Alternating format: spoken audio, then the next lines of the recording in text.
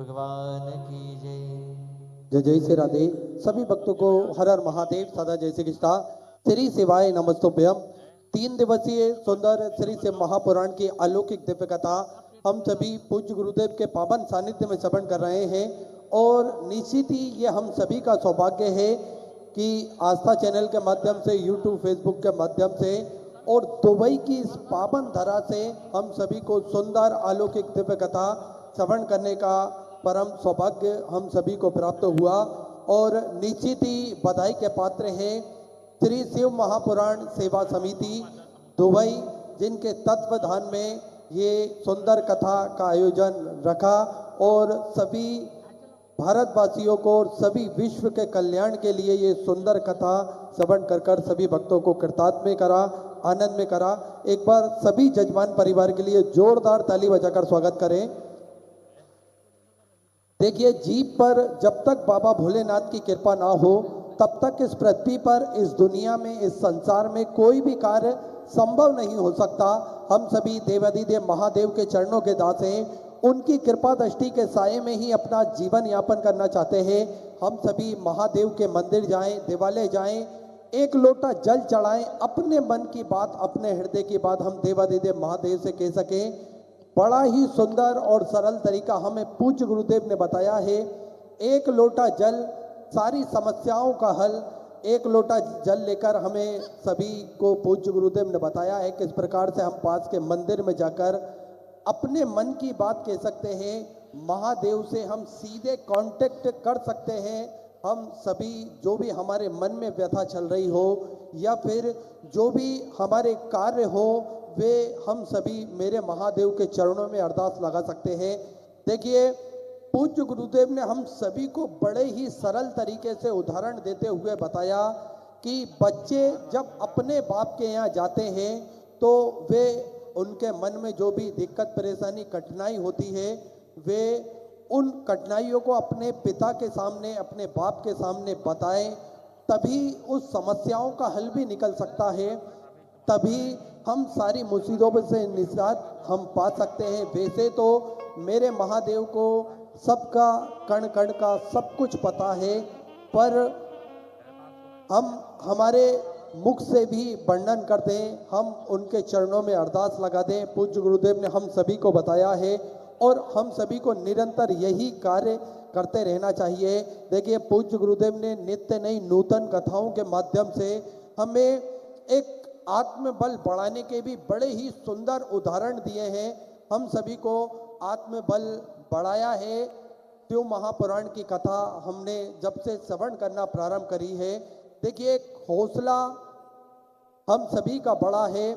Corona काल महामारी के बाद में हम सभी जिस प्रकार से कार्य सोचते थे वह नहीं हो पा रहे थे, पर हमारी पूरी लाइफ डिस्टर्ब हो गई थी।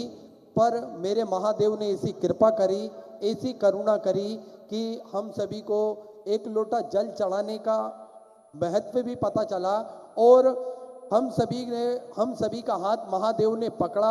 और आज हम सभी देख सकते हैं किस प्रकार से हम सभी भक्तों के सारे कार्य, मेरे देवाधिदेव महादेव करुणा निधान, हम सभी के सारे कार्य संभव कर रहे हैं। देखिए, हौसला हम सभी को हमेशा उच्च रखना चाहिए। आधे से ज़्यादा जंग हम हमारे हौसले से जीत सकते हैं और हौसले हम सभी को पूज्य गुरुदेव ने बड़े ही सरल उदाहरण देकर हम सभी को बताया है।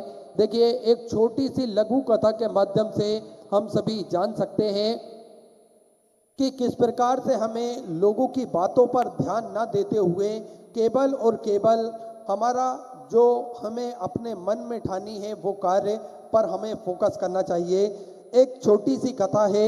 समुद्र के किनारे एक तेज लहर आती है और एक बच्चे की चप्पल को वो अपने साथ बहा कर ले जाती है। बच्चा रेत पर उंगली से लिखता है, समुद्र चोर है। उसी समुद्र के दूसरे किनारे पर एक मछुआरा बहुत सारी मछलियां पकड़ता है।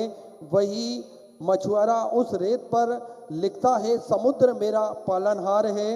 एक उसी रेत के दूसरे किनारे की ओर एक माँ एक युवक समुद्र में डूब जाता है, उसकी माँ उस रेत पर लिखती है कि समुद्र हत्यारा है। रेत पर एक बूढ़ा अपनी टेढ़ी कमर लेकर टहल रहा होता है और उसको एक बड़े से सीप में एक अनमोल मोती मिल जाता है। वहाँ बूढ़ा उस रेत पर लिखता है कि समुद्र बड़ा ही दानी है और अचानक से एक लहर आती है, ये सारा लिखा मिटाकर चली जाती है। मतलब समुद्र को कोई फर्क नहीं पड़ता कि लोग उसके बारे में क्या कह रहे हैं या लोग उसके बारे में क्या राय रखते हैं, वे हमेशा अपनी लहरों के साथ मस्त रहता है। अगर हम सभी को भी विशाल समुद्र बनना है तो जीवन में भी कभी फिजूल की बातों पर ध्यान ना दें। अपने उफान, अपने उत्साह, अपना शौर्य, पराक्रम और शांति ये अपने हिसाब से हमें तय करना चाहिए।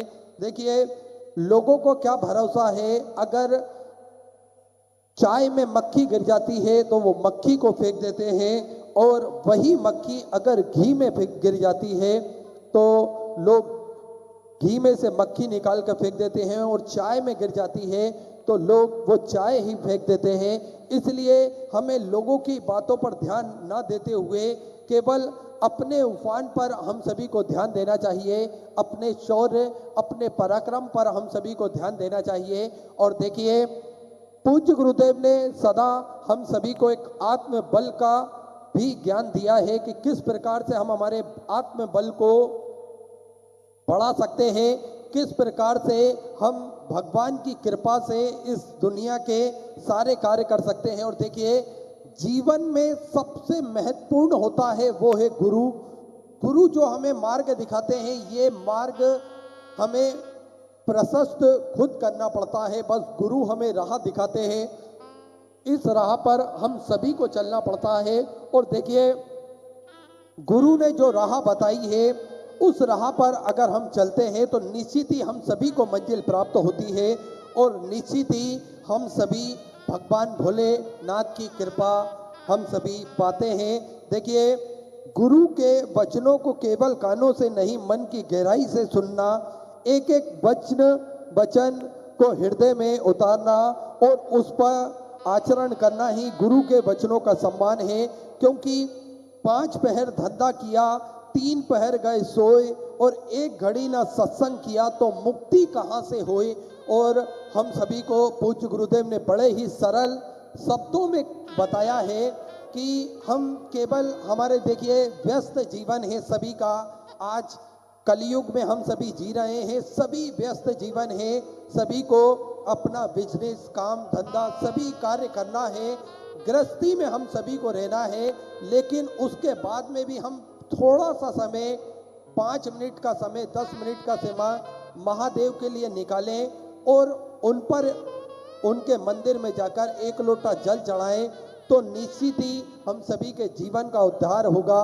देखिए, बड़ा ही सुंदर रामचरितमानस में भी लिखा है कि 5 पहर धंधा किया, 3 पहर गए सोए, और 1 घड़ी ना सत्संग किया तो मुक्ति कहाँ से होए। अर्थात आदि में पुनियात, हम अगर थोड़े से समय भी भगवान का नाम उच्चारण कर लें, श्री शिवाय नमस्तुभ्यम का जप कर लें, हम फ्री बैठे हो और मंत्र उच्चारण का जाप कर लें, श्री शिवाय नमस्तुभ्यम का हम मंत्र जप लें, ओम नमः शिवाय हम सभी मंत्र जप लें, ओम नमो भगवते वासुदेवाय का मंत्र जप लें, तो निश्चित ही वही पुण्य हम सभी को प्राप्त होता है। और देखिए, पूज्य गुरुदेव ने तो हम सभी को बड़े ही सरल शब्दों में बताया है कि किस प्रकार से हम भगवान की भक्ति से जुड़ सकते हैं, किस प्रकार से अपने आप को महादेव के चरणों में हम पहुंचा सकते हैं। और देखिए, गुरु का महत्व क्या होता है हम सभी को जानना अति आवश्यक है। एक गुरु की महिमा क्या होती है ये हम स्वतः ही जान सकते हैं, समझ सकते हैं। एक छोटी सी बड़ी ही सुंदर कथा है। चींटी बड़ी ही छोटी होती है, हम सभी ने देखा है चींटी कितनी छोटी होती है।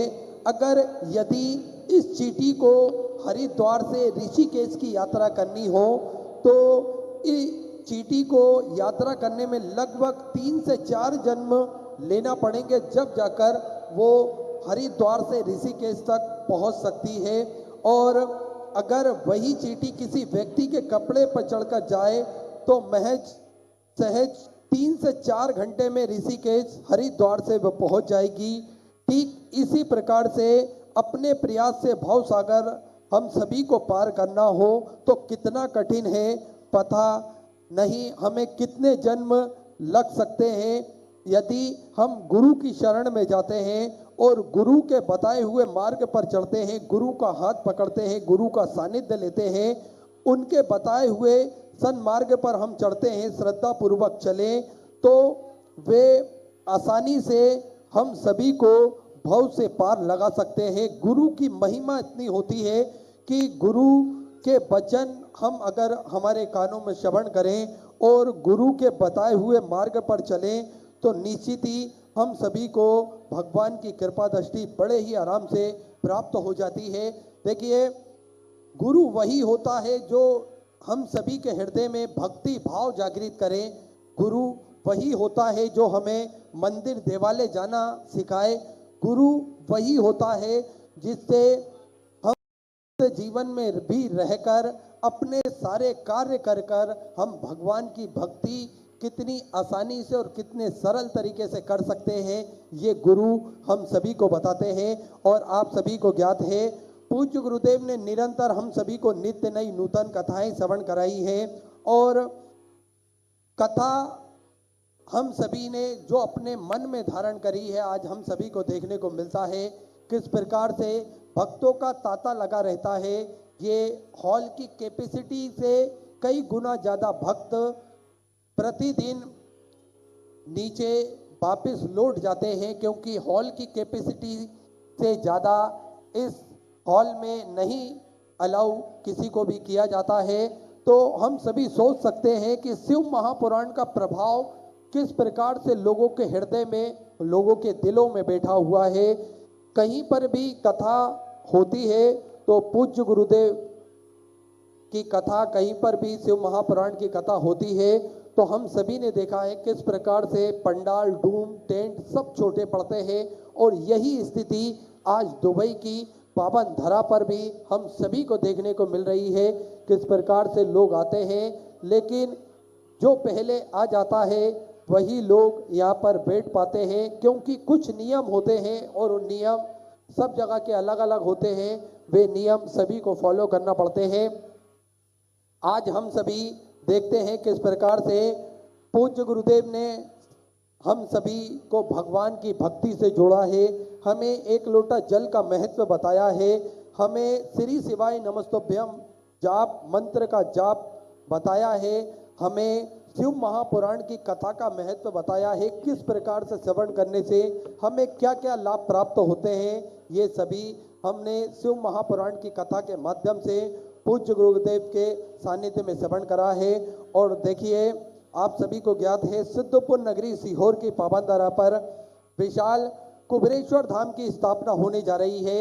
ये एक ऐसा धाम बनने जा रहा है जो 12 ज्योतिर्लिंग के मध्य में केंद्र में स्थापित होगा।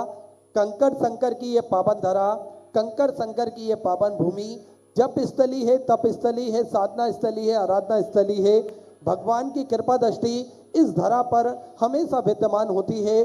जो भी भक्त अपने मन की मुराद लेकर कुबेर भंडारी के चरणों तक पहुंचता है और किसी भी स्थान पर बैठकर 108 बार श्री शिवाय नमस्तुभ्यम का जाप करता है, मेरा कुबेर भंडारी, मेरा राजा धीराज महाकाल राजा कुछ ही दिनों में, कुछ ही महीनों में उन सभी भक्तों की मनोकामना पूर्ण कर देते हैं, उन सभी भक्तों का भंडार भर कर रख देते हैं। ऐसी कृपा है उस धरा की। देखिए, उस धरा का महत्व क्या है, ये उस धरा पर जो भक्त गए हैं हम उनसे पूछ सकते हैं या फिर स्वयं अनुभव कर सकते हैं। उस धरा पर जाने के बाद किस प्रकार से लोगों के मन में एक सुख शांति प्राप्त होती है, किस प्रकार से लोगों का मन प्रफुल्लित हो जाता है उस धरा पर पहुंचने के बाद में। अगर हमारा मन अशांत है और हमारा कहीं दिल नहीं लग रहा हो तो कुबेर भंडारी की धरा पर जैसे ही पहुंचते हैं तो एक अजीब सा सुकून, अजीब सी शांति हम सभी को मिलती है। और ये किसी देव स्थान पर जाने के बाद ही ये सुकून शांति प्राप्त होती है। ऐसा हमें स्वयं को लगता है कि इस धरा पर स्वयं मेरे महादेव विराजमान होते हैं और स्वयं उनकी करुणा की छांव में हम सभी अपने जीवन को कृतार्थ करते हैं। महादेव की कृपा से आप सभी को ज्ञात है सिद्धपुर नगरी सीहोर की पावन धरा पर सेवा के कार्य भी सतत रूप से सुचारू रूप से चालू रहते हैं, जिसमें भोजन भंडारा सभी भक्तों के लिए निःशुल्क रूप से प्रतिदिन 365 दिन रखा जाता है पूज्य गुरुदेव के सानिध्य में। और विश्व की सबसे बड़ी और भव्य भोजनशालाओं में से एक कुबेर भंडारी की भोजनशाला है, जो प्रतिदिन सुचारू रूप से चालू रहती है। इसमें आप सभी को ज्ञात है कि प्रतिदिन भोजन भंडारे के लिए लाखों भक्त आते हैं। विश्व की सबसे बड़ी भव्य भोजनशालाओं में से एक है। साथ में आप भी इस भोजनशाला के सदस्य बन सकते हैं। मात्र 21,000 रुपए की देकर आप इस भोजनशाला की सदस्य जीवन के लिए ग्रहण कर सकते हैं। देखिए, इस भोजनशाला का जो नियम है वह यह है कि मात्र एक बार आपको 21,000 रुपए जमा करना है और 63 दिन में से एक दिन आपके नाम से भी भोजन भंडारा कराया जाएगा और यही क्रम जीवन पर्यंत चलना है। जो डेट आपने फिक्स करी है उस डेट पर आपके नाम से या आपके पूर्वजों के नाम से भोजन भंडारा चलेगा और यही क्रम 365 दिन बदल बदल के चलता है, जिसमें सभी भक्त को इसका लाभ प्राप्त होता है और भक्त भोजन भंडारे का आनंद लेकर अपने जीवन को कृतार्थ में करते हैं, आनंद में करते हैं। साथ में पूज्य गुरुदेव के सानिध्य में एक प्राथमिक उपचार केंद्र भक्तों के लिए रखा गया है। इसमें निःशुल्क रूप से वे प्राथमिक उपचार केंद्र रहता है। दवाई गोली भी निःशुल्क रूप से वितरण की जाती है। साथ में समय समय अनुसार भक्तों की सुविधा के लिए भक्तों के लिए निःशुल्क रूप से ये स्वास्थ्य शिविर लगाए जाते हैं, ताकि के भक्त बड़े ही आराम से वहाँ पर अपने स्वास्थ्य संबंधित जानकारी प्राप्त कर सके और अपने जीवन को सफल सुखद बना सके। साथ में आप सभी को ज्ञात है कि गौ माता की सेवा भी प्रतिदिन सुचारू रूप से चलती है, जिसमें एक और भव्य गौशाला का निर्माण कार्य चालू कर दिया गया है। देखिए, कुबेर भंडारी की धरा पर एक सर्व सुविधा युक्त हॉस्पिटल का निर्माण कार्य भी पूज्य गुरुदेव के सानिध्य में चालू हो चुका है, ताकि के भक्तों को किसी भी प्रकार की दिक्कत परेशानी ना हो। साथ में 2 एम्बुलेंस 24 घंटे उपलब्ध रहती है और आप सभी को ज्ञात है जो 251 कमरों की भव्य विशाल धर्मशाला बनने जा रही थी, जिसका निर्माण कार्य पूज्य गुरुदेव के आदेश अनुसार बढ़ाते हुए 351 कमरों की यह भव्य विशाल धर्मशाला बनेगी, जिसमें लगभग 15 से 16 बड़े बड़े हॉल भी इसके अंतर्गत बनाए जाएंगे। एक कमरे की राशि जो है वे 3,51,000 रुपये है। आप भी एक कमरे का निर्माण करवा सकते हैं या फिर हॉल में अपनी स्वराशि आप समर्पित कर सकते हैं, ताकि के भक्त वहाँ आराम से रुककर भगवान का भजन कीर्तन स्मरण कर कर अपने जीवन को कृतार्थ में कर सके, आनंद में कर सके। और देखिए, पूज्य गुरुदेव ने बड़ा ही सुंदर और संकल्प लिया है जो सभी के हित के लिए है। सभी सनातन धर्म के मानने वाले लोगों के रुद्राक्ष हो, सभी सनातन धर्म के मानने वाले लोगों के घर के मंदिर में रुद्राक्ष हो और उस रुद्राक्ष का जल भोलेनाथ पर अर्पित कर कर उस रुद्राक्ष के महत्व को वो स्वतः ही जान सकते हैं, पहचान सकते हैं। इसी सुंदर निःशुल्क रूप से प्रतिदिन सुबह 10 बजे से शाम 5 बजे तक निःशुल्क रूप से वितरण किए जाते हैं, जिसका किसी भी प्रकार का कोई शुल्क नहीं लिया जाता है।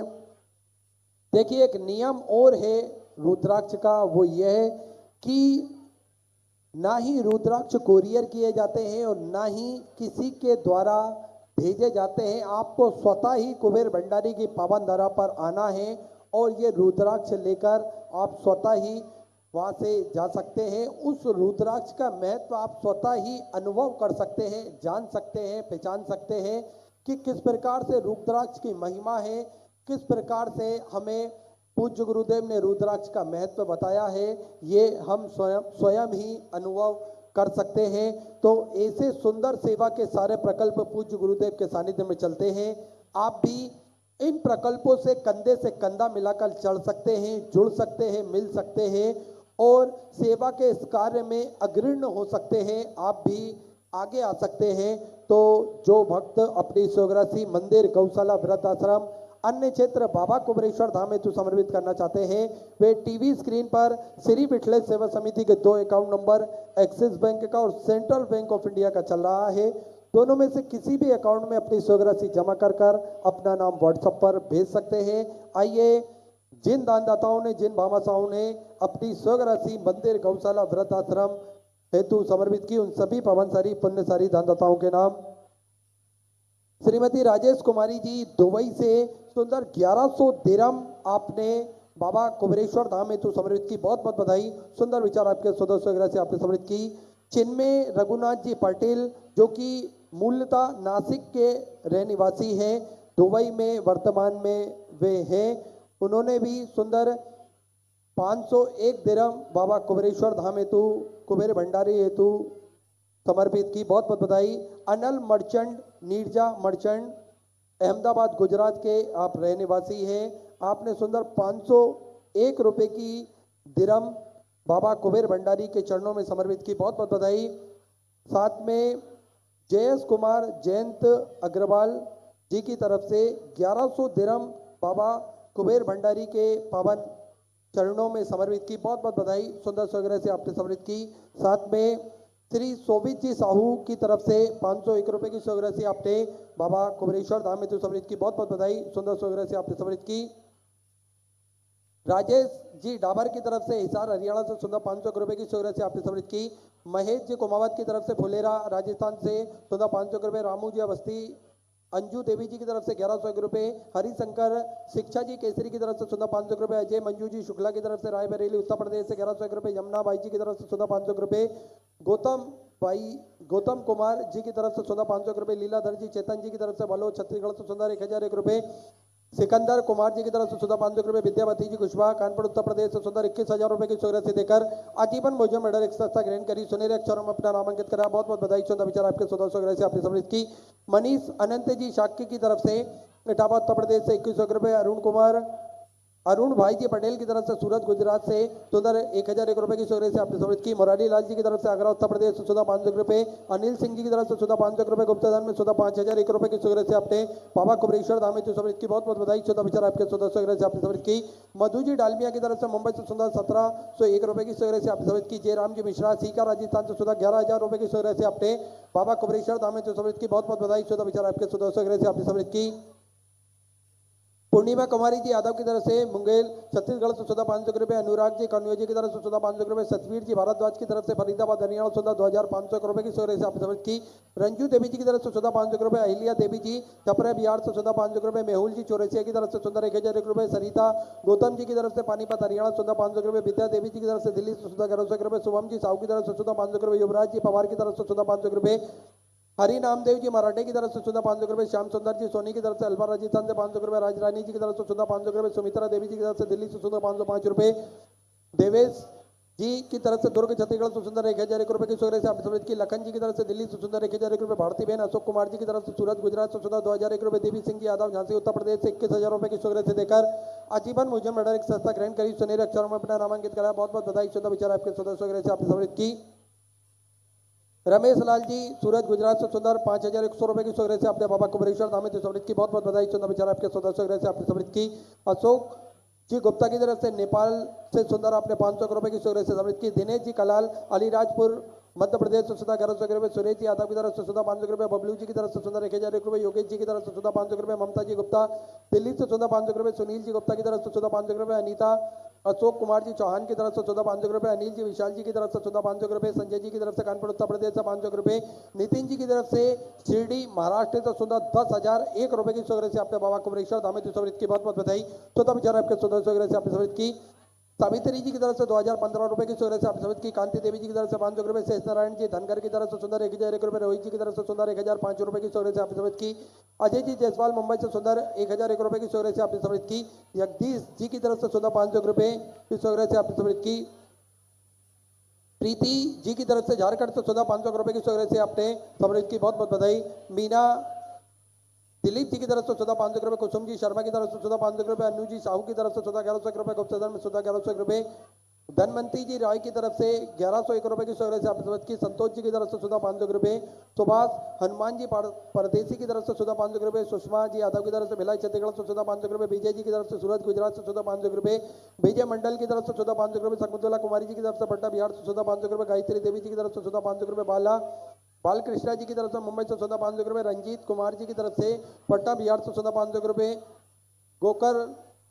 गोकरल लाल जी की तरफ से भिलाई छत्तीसगढ़ से 1,001 रुपए, तारा से रायपुर छत्तीसगढ़ से 11,100 रुपए, मंजू देवी मदन कुमार जी की तरफ से पटना बिहार से 500 रुपए, पूजा कुमारी जी की तरफ से 501 रुपए की सौगरज से आपने सौगरज की बहुत बहुत बधाई। राकेश जी पाटिल की तरफ से जलगांव महाराष्ट्र से 500 रुपए, लिखी कुमारी जी की तरफ से पटना बिहार से 500 रुपए की सौगरज से आप सौगरज की। राजू कुमार जी की तरफ से 11,100 रुपए, दीपक जी साहू सूरत गुजरात से 500 रुपए की सौगरज से आपने सौगरज की। शोभित जी साहू की तरफ से 500 रुपए, विपिन जी शुक्ला की तरफ से 500 रुपए, आशीष जी की तरफ से 500 रुपए, जगदीश जी की तरफ से उज्जैन मध्य प्रदेश से 500 रुपए, सोनू जी की तरफ से 500 रुपए, प्रेमा देवी जी की तरफ से रामपुर उत्तर प्रदेश से 1,051 रुपए की सौगरज से आप सौगरज की। देवेंद्र सिंह जी राजपूत की तरफ से 500 रुपए, किरण जी महेश्वरी की तरफ से 500 रुपए, विक्की जी साहू की तरफ से वेस्ट बंगाल से 525 रुपए, महेश लक्ष्मीकांत जी की तरफ से पल्ली बैजनाथ से 1,001 रुपए, मधु जी शर्मा की तरफ से बहराइच उत्तर प्रदेश से 1,501 रुपए, पार्थ जी सोनी पुणे महाराष्ट्र से 1,001 रुपए, कौशल्य जी साहू की तरफ से 500 रुपए, उत्तम कुमार जी झा की तरफ से 500 रुपए, दिव्यांशी अजय जी जादव की तरफ से 500 रुपए, किरण देवी जी की तरफ से झारखंड से 500 रुपए, राजेंद्र जी नागर की तरफ से राजस्थान से सुंदर 2100 रुपए, दिलीप कुमार जी गुप्ता की तरफ से 500 रुपए, रंजना जी त्रिपाठी की तरफ से 500 रुपए, तरुण जी जायसवाल की तरफ से कोरबा छत्तीसगढ़ से 1101 रुपए की सौगरज से आपने 511 रुपए की सौगरज से आपने सौगरज की। अर्चना जी गुप्ता नोएडा उत्तर प्रदेश से 500 रुपए, विपिन जी व्यास की तरफ से उदयपुर राजस्थान से 500 रुपए, माधव जी की तरफ से बेगूसराय बिहार से 500 रुपए, महेश जी की तरफ से दिल्ली से 500 रुपए, हरिचंद अंबादास जी की तरफ से संभाजी नगर महाराष्ट्र से 1,001 रुपए की सौगरज से आप सौगरज की। अनीता जी मोदी की तरफ से उज्जैन मध्य प्रदेश से 11,111 रुपए की सौगरज से आप सौगरज की। देवकरण जी जांगड़ की तरफ से चूरू राजस्थान से 1,001 रुपए, किशोर कदम जी की तरफ से पुणे महाराष्ट्र से 500 रुपए की सौगरज से आप सौगरज की। परमेश्वर नाथ जी की तरफ से तिरुपति बालाजी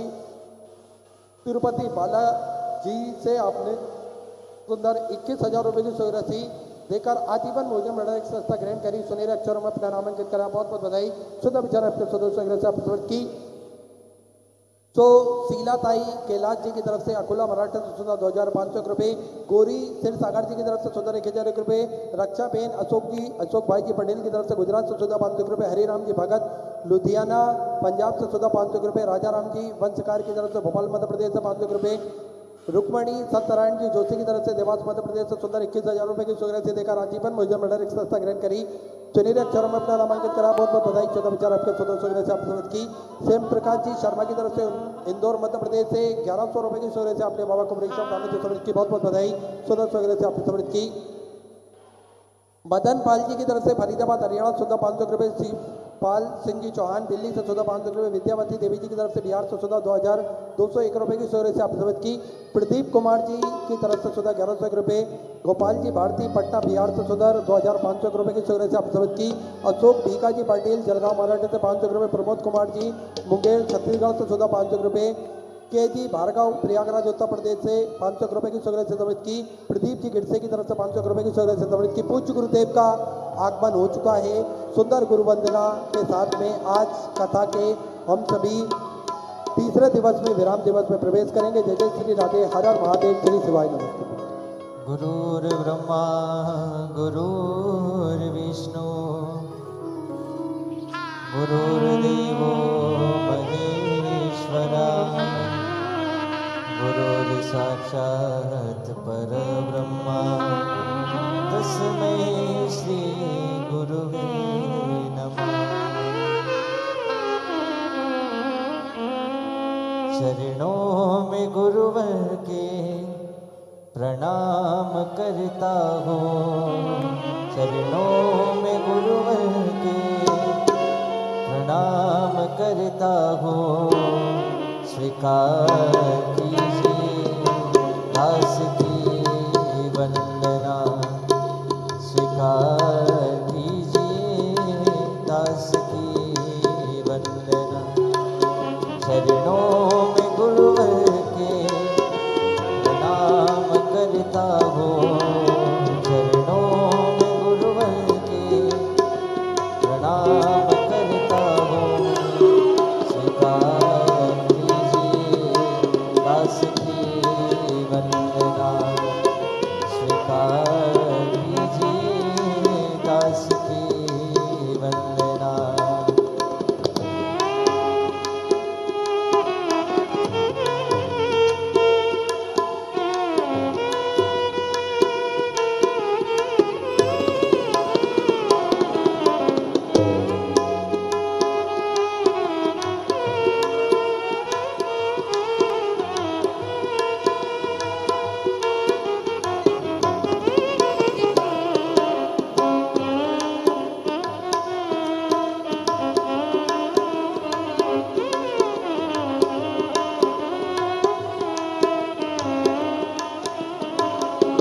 गुरुजी आप दयालु है, दयावान है। गुरुजी आप दयालु है, दयावान है। करते रहते सदा हम पे एहसान है, भूल क्षमा कर देते हैं, अपनी शरण में लेते हैं। स्वीकार कीजिए दास की वंदना, स्वीकार कीजिए दास की वंदना। चरणों में गुरुवर के प्रणाम करता हूँ, चरणों में गुरुवर के प्रणाम करता हूँ। स्वीकार कीजिए दास की वंदना, स्वीकार कीजिए दास की वंदना।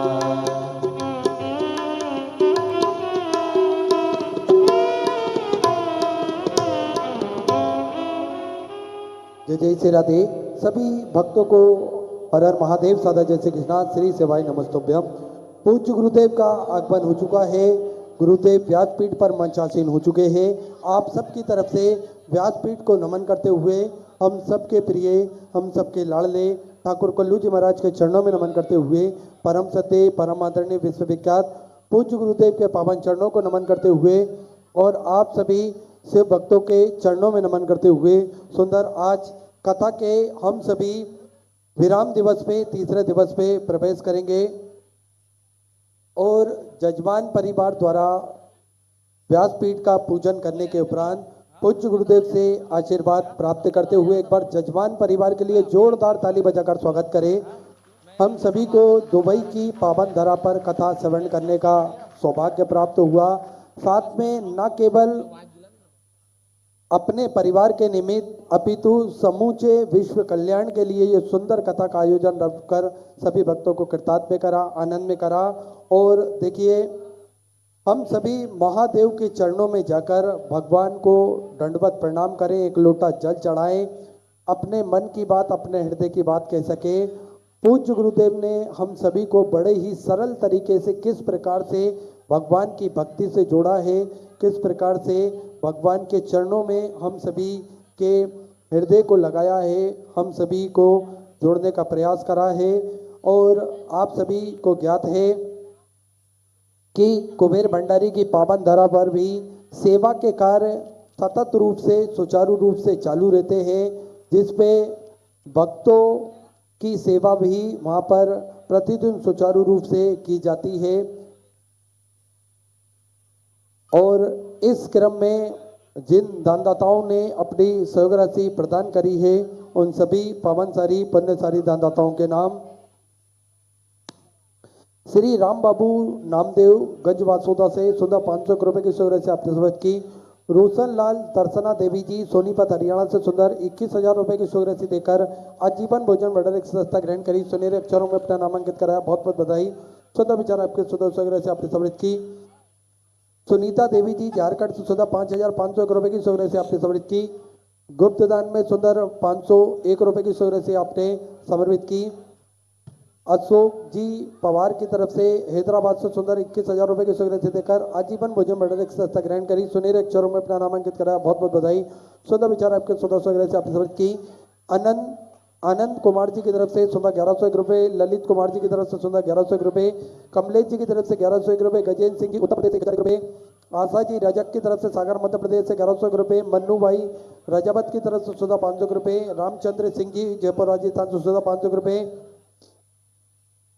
बिमला जी कबर की तरफ से सुंदर 1,001 रुपए की शुभ राशि आपने समर्पित की। भूदेव जी शर्मा की तरफ से सुंदर 1,001 रुपए की शुभ राशि समर्पित की। महेंद्र सिंह जी सिसोदिया की तरफ से सुंदर 500 रुपए, प्रकाश जी गुप्ता की तरफ से सुंदर 1,101 रुपए, राजू दिवाकर जी की तरफ से आगरा उत्तर प्रदेश से सुंदर 500 रुपए, संतोष जी शिखर बाल की तरफ से अलवर राजस्थान से सुंदर 21 रुपए, सैल देवी जी की तरफ से लकी सराज से सुंदर 500 रुपए, सीताराम जी साहू की तरफ से पटना बिहार से सुंदर 1,101 रुपए, अमित जी शर्मा कुशीनगर उत्तर प्रदेश से 500 रुपए, अनिल कुमार जी शर्मा आगरा उत्तर प्रदेश से सुंदर 21,000 रुपए की शुभ राशि देकर आजीवन भोजन मंडल एक सदस्यता ग्रहण करी, सुनहरे अक्षरों में अपना नामांकित कराया। बहुत बहुत बधाई।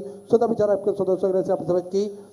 बिमला जी शुक्ला की तरफ से सुधा 1,101 रुपए, अतुल कुमार जी की तरफ से सुधा 500 रुपए, निखिल जी की तरफ से झारखंड से सुंदर 500 रुपए, अमलेश्वर शिवलिंग जी की तरफ से भीड़ महाराष्ट्र से सुंदर 1,101 रुपए की शुभ राशि आपने समर्पित की। विशंबर सिंह जी मुरैना मध्य प्रदेश से सुंदर 500 रुपए, गणेश रघुवंशी नंदुरबार महाराष्ट्र से सुंदर आपने 1,001 रुपए की शुभ राशि समर्पित की। ओम भावेश्वर जी मुंबई से सुंदर 11,000 रुपए की शुभ राशि आपने बाबा कुबरेश्वर धाम हेतु समर्पित की। बहुत बहुत बधाई। अनिल कुमार जी की तरफ से सुधा 500 रुपए, नारायण लाल कुमारी भाई जी साहू की तरफ से रायपुर छत्तीसगढ़ से सुंदर 21,000 रुपए की शुभ राशि देकर आजीवन भोजन मंडल एक सदस्यता ग्रहण करी, सुनहरे अक्षरों में अपना नामांकित कराया। बहुत बहुत बधाई। चंदा विचार आपके सुंदर शुभ राशि आपने समर्पित की।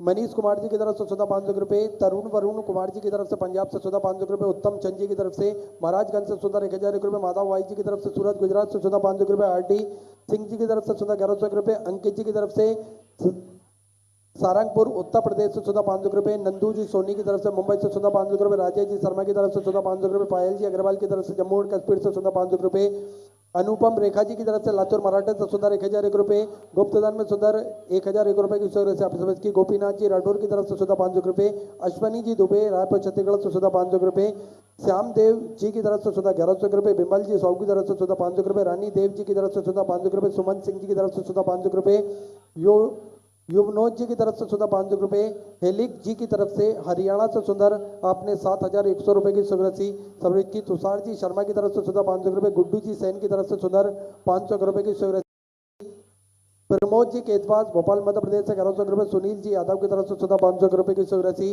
आपने समृद्ध की। कैलाश रंजन जी महू उत्तर प्रदेश से सुधा 500 रुपए, कमला जी की तरफ से सुधा 1,100 रुपए, कृष्णा जी की तरफ से सुंदर मथुरा उत्तर प्रदेश से 500 रुपए की शुभ राशि समर्पित की। सभी दानदाताओं को मैं हृदय की अनंत गहराई से नमन करता हूँ, दंडवत करता हूँ, प्रणाम करता हूँ।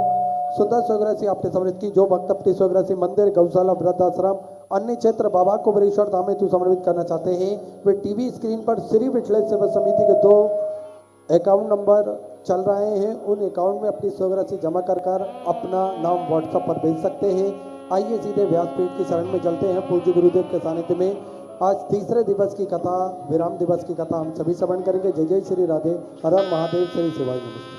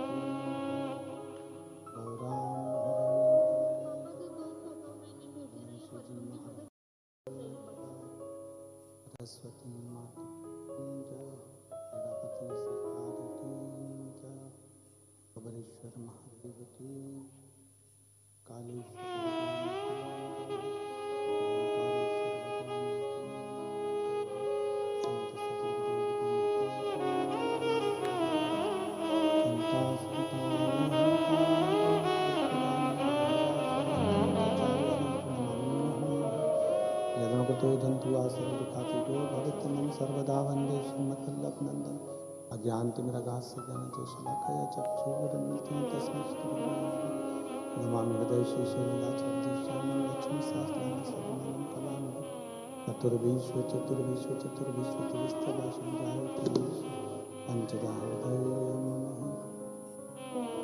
बोल विश्वनाथ भगवान की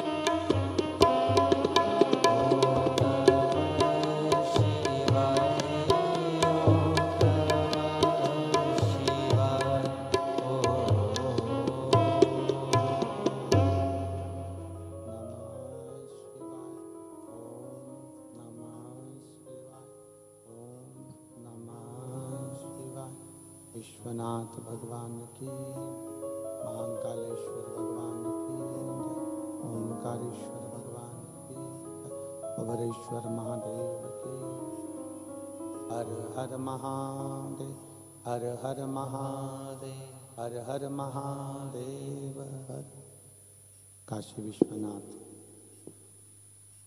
उगरदानी त्रिकालदर्शी कैलाशी अविनाशी भगवान शिव जिनकी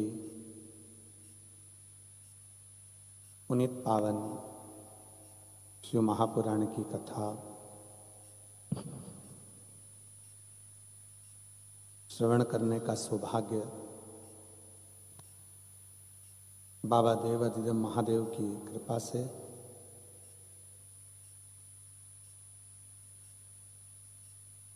आप और हमको दुबई की इस पवित्र पावन भूमि पर श्रवण करने का सौभाग्य प्राप्त हुआ है। बड़े धनभागी हैं सभी श्रोता भाई बहन जो इस पवित्र कथा का लाभ सोमवार की अष्टमी से प्रारंभ हुआ और आज मोक्षदा एकादशी के दिन ये कथा का विराम हो रहा है। कहीं शिव की उपासना, शंकर की करुणा, शिव की दया, शंकर भगवान की उदारता, जो ये पवित्र पावन कथा को आप और हम सब श्रवण कर रहे हैं। और तेरी कृपा बिना ना हिले एक भी अणु लेते हैं श्वास तेरी कृपा से तनो तनो बखान क्या करूं मैं लाखों के ढेर का चपटी भवोत में खजाना कुबेर का हे गंगाधार मुक्ति द्वार ओमकार तू भोले ओमकार तू आयो शरण तिहार शंभु तार तार आप और हम भगवान शिव की इस पवित्र कथा का लाभ लेने के लिए बैठे हैं। आज गीता जयंती भी है। भगवान कृष्ण ने आज ही के दिन अर्जुन को गीता का उपदेश दिया था। जिन गीता को संपूर्ण विश्व में हृदय के अंदर विराजमान किया है।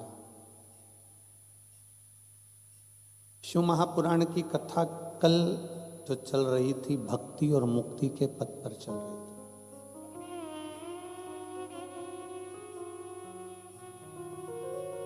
पृथ्वी पर जन्म ले लेना, अच्छा शरीर प्राप्त कर लेना और अच्छा भवन, घर, पत्नी, बच्चे, परिवार सब कुछ मिल जाए,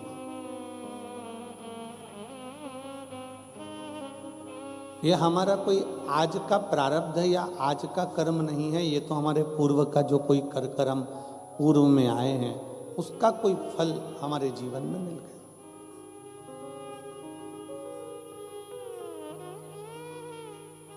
पार्वती माता को भगवान शंकर की अर्धांगिनी बनने में 50 जन्म माता पार्वती को लेना पड़े। 51वां जन्म जब माता पार्वती का आया तब माता पार्वती शिव के साथ स्थिर हो सकी, स्थायी हो सकी। एक दो जन्म का तो क्रम ही नहीं है।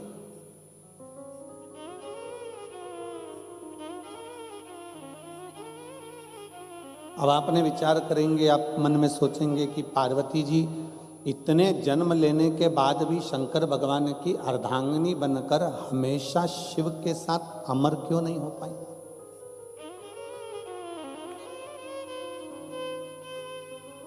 उनको तो शिव जी के साथ में अमरता धारण करना थी, उनको तो शंकर भगवान के साथ अमर तत्व को धारण करना था, उनको शिव जी के साथ में अमरता धारण करना थी।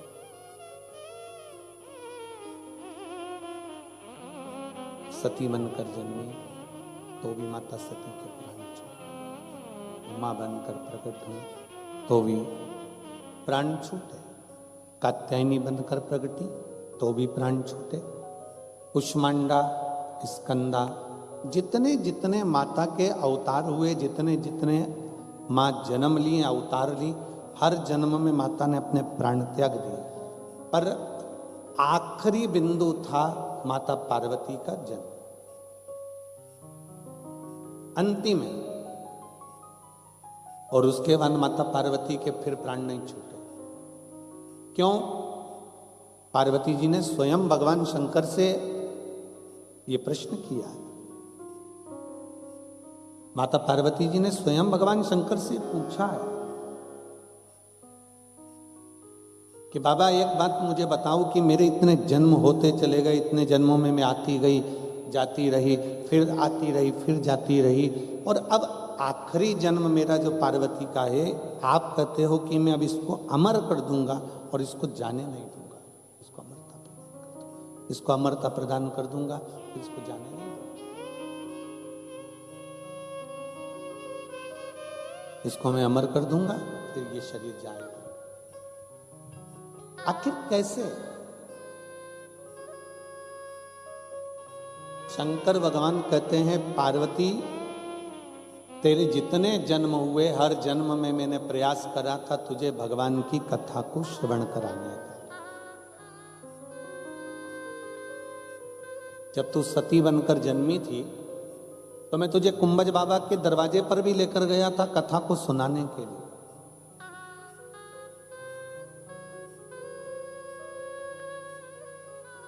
पर सती, तेरा विवाह हुआ था ना, तुम विवाहित हुई थी, तो तुम्हारे मन में यह भाव आ गया कि मेरा पति मुझे लेकर भी आया तो कहाँ लेकर आया। शादी करने के बाद तो लोग दुबई घूमने जाते हैं, और यहां मेरे पति कथा सुनाने के लिए लेकर आए।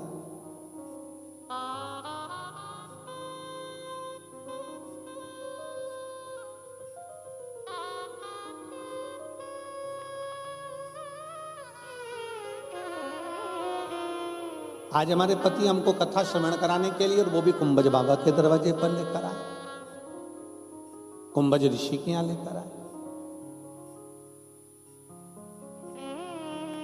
मन में बड़ी ग्लानि सी हो रही थी मां सती को, बड़ा मन में क्षुब्धता उत्पन्न हो रही थी कि कहां लेकर आए।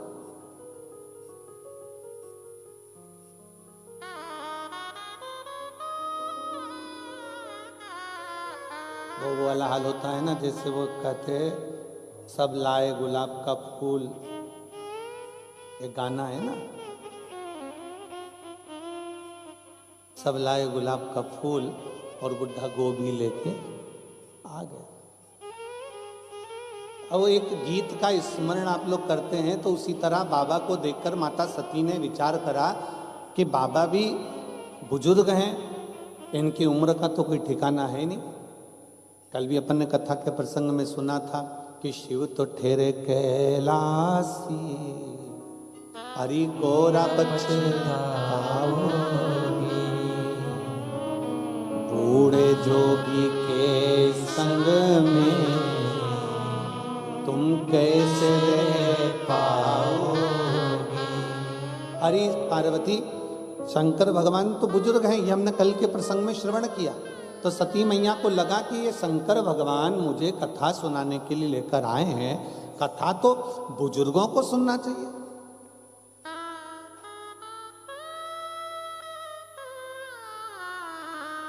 कथा तो बुजुर्ग श्रवण करें, बूढ़े सुने। पर शिव महापुराण की कथा कहती है कि कथा बुजुर्ग के लिए नहीं है,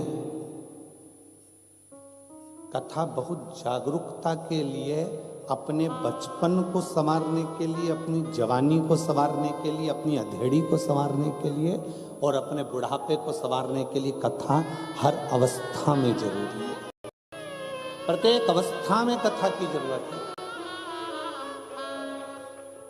कथा में एक बहुत सुंदर सा प्रसंग आता है। एक बूढ़े बाबा ट्रेन में बैठे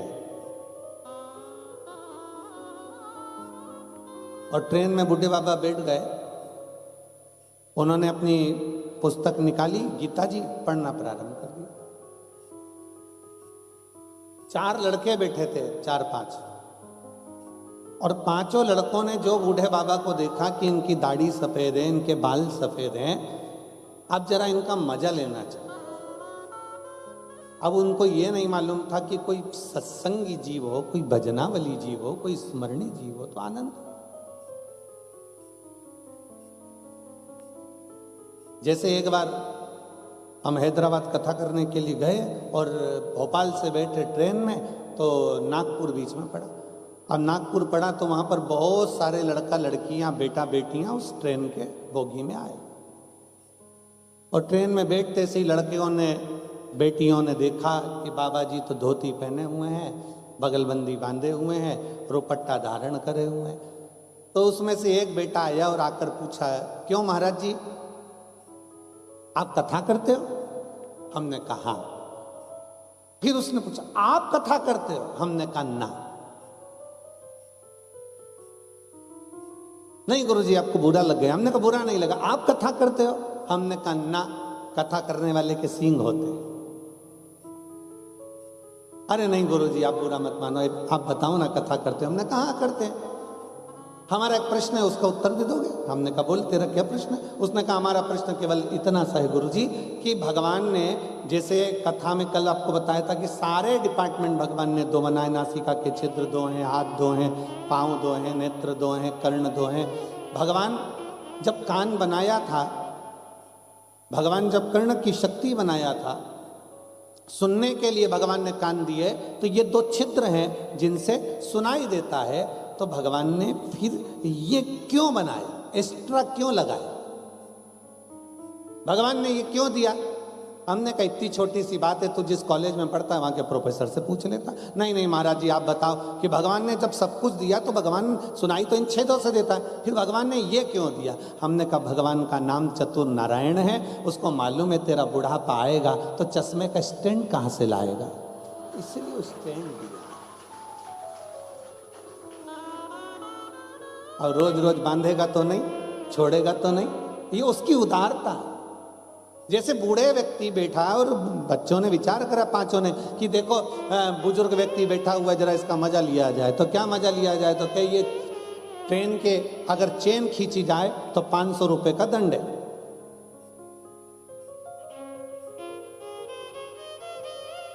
सबके पास पैसे हैं, सबने 100 रुपए निकाले, एक की जेब में रख लिए, और रखने के बाद फिर उन्होंने विचार करा कि एक काम करते हैं, चेन खींच तो देते हैं, अपना 500 रुपए भी नहीं जाएगा और बुढ़े का नाम लगा देंगे। इनने चेन खींची, टीसी आया, और जैसे ही टीसी आया आते से उसने पूछा चेन किसने खींची?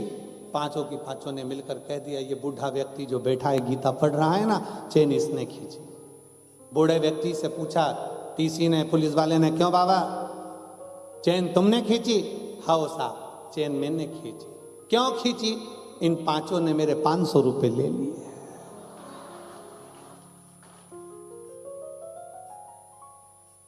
तुम्हें मालूम है किसकी जेब में रखा है? हाँ वो पीला शर्ट पहना है ना, उसी की जेब में रखा है। तुम्हें मालूम है कहां रखा है? हाँ ऊपर वाली जेब में रखा है। पुलिस वालों ने पैसे निकाले, बाबा को दिए, प्रणाम करा, बाबा अब ये तुम्हें परेशान नहीं करेंगे, इनको हम थाने लेके जाते हैं। कथा क्या करती है? भगवान शंकर बारंबार शिव महापुराण की कथा को, भगवान शंकर भगवान की कथा को, माँ उमा को, माँ कात्यायनी को, माँ कुष्मांडा को, माँ स्कंदा को, माँ सती को बारंबार श्रवण कराते हैं। सती मैया को कथा सुनाने के लिए कुंभज बाबा के दरवाजे पर लेकर जाते हैं, पर कुंभज बाबा के यहाँ सती माता को ले तो गए, पर सती का चित्त नहीं लगता है, सती का मन नहीं लगता है, सती का हृदय नहीं लगता है। क्यों? क्योंकि सती के मन में आया कि अभी हमारी शादी हुई है, अभी हमारा विवाह हुआ है, हमको तो घूमने जाना था दूसरी जगह, और ले गए कथा सुनाने के लिए।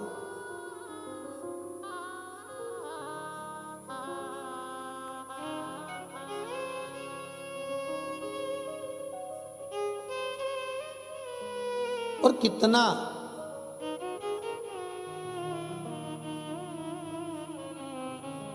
जब बेटा बेटियों की शादी होती है ना, तो बेटियों के मन में आता है शादी हो जाएगी ना, इतना मेरी सास को मैं माँ समझूंगी, और माँ भी कहती है मेरी बहू हो जाएगी ना, मैं उसको बेटी जैसा प्यार करूंगी।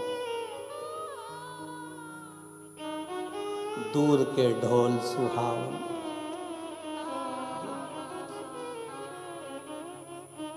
दिल के अरमा आंसुओं में बह गए,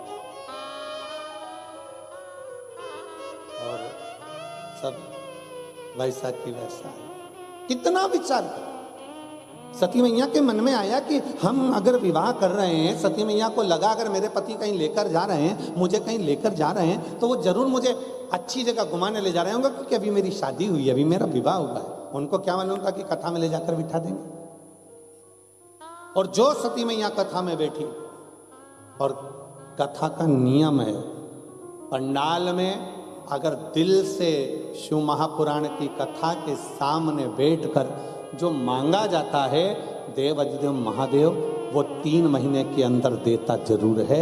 ये शास्त्र का प्रमाण,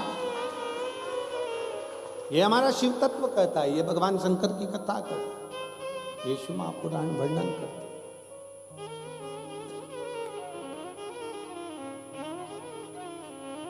जैसे ही भगवान शंकर कुंभज ऋषि के यहाँ सती माता को लेकर कथा श्रवण करने के लिए बैठे और कथा चालू हुई, और कथा चालू होते से ही शंकर भगवान ने कुंभज बाबा से हाथ जोड़कर प्रार्थना करी कि आप कथा कहो। और कुंभज बाबा ने जो कथा कहना प्रारंभ करी, जो कथा कहना, शिव जी का तो मन लग रहा है पर सती का मन नहीं लग रहा। और कथा के मध्य में जो मांगा जाता है वो मिलता जरूर है। शंकर भगवान ने कथा सुनते सुनते मन में विचार करा कि मुझे राम का दर्शन हो जाए, और सती माता ने कथा सुनते सुनते विचार करा कि काय का शरीर पाया है, पति विवाह के बाद कथा सुनाने लाया है, इससे तो अच्छा कि मेरा शरीर जल के भस्म हो जाए। दोनों ने मांगा। इसलिए शिव महापुराण की कथा कहती है, जितनी देर कथा में बैठो, जितने समय कथा के अंतर्गत बैठो, आप कथा श्रवण करने के लिए बैठो, उतनी देर तुम्हारे मन में अच्छे भाव आना चाहिए। कभी किसी दूसरे के लिए बुरा भाव ना आए कि उसने मेरा बुरा कर दिया, उसने मुझे यहाँ नहीं जान दिया, उसने मुझे वहाँ नहीं बैठने दिया, वो वहाँ से मुझे उठा के उधर बिठा दिया, उसने ऐसा कर दिया वैसा। ये गलत भाव नहीं आना चाहिए। अपने मन के अंदर अच्छे भाव उत्पन्न लेकर सर्वे भवन्तु, सब सुखी रहे, श्री शिवाय नमस्ते, ऐसा मन में भाव लेकर आओ कि बस हम अच्छे से कथा श्रवण कर रहे हैं, और ये मेरे भोले बाबा की बड़ी कृपा हुई है, मेरे शंकर भगवान की बड़ी उदारता हुई है कि शिव महापुराण ज्ञान गंगा यज्ञ समिति दुबई ने इस कथा का आयोजन किया, और चंद्राकर परिवार इस कथा का मुख्य यजमान बनकर इस कथा को संजोते हुए लेकर आ गया। ये शिव कृपा है, ये शंकर की उदारता है।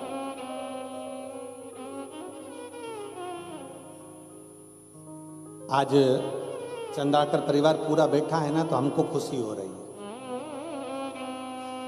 हमें छोटे भैया सौरभ भैया तो दिख जाते थे, गीतेश भैया नहीं दिखते थे, तो हमने बहुआं तो दिखती थी, बेटियां दोनों दिखती।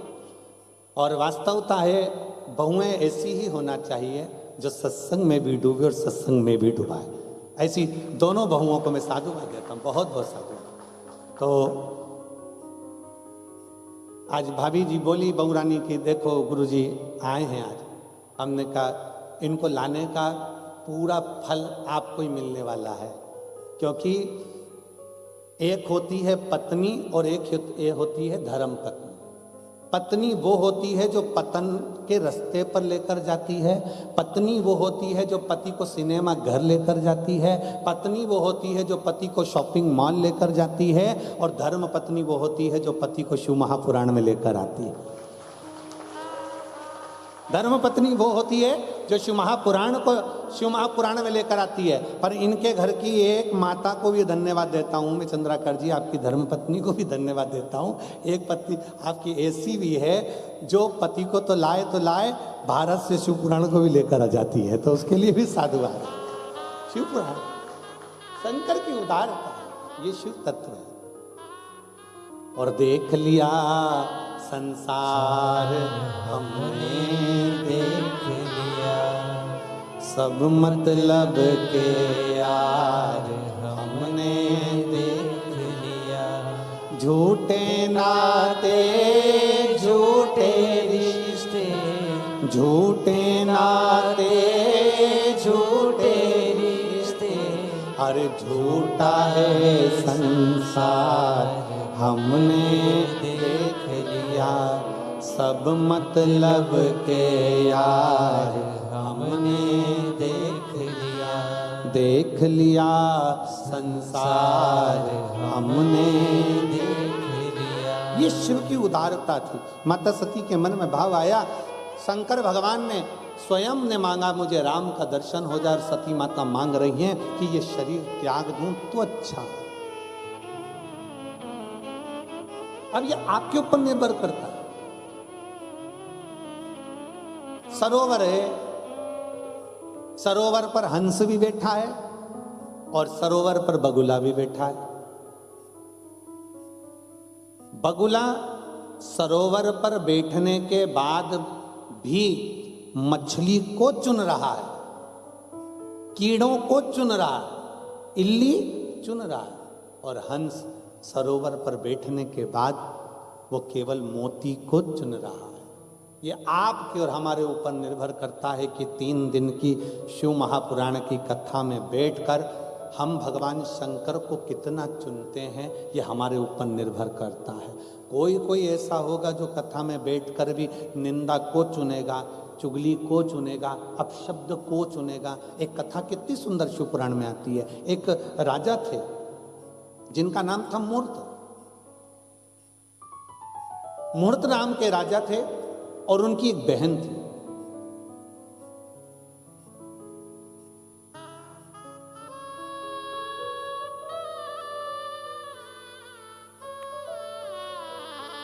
समय निकला, वो राजा की जो बहन थी वो थी तो अच्छी, पर एक संगत उसकी गड़बड़ थी कि वो निंदक की संगत किया करती थी, तो दिन भर चुगली में ही रिया करती, दिन भर चुगली करना, दिन भर निंदा करना। होती है किसी किसी की आदत। 3 तरह के श्रोता होते हैं। पहले नंबर का होता है श्रोता।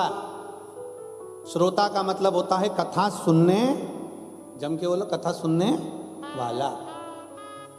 दूसरे नंबर का होता है सोता।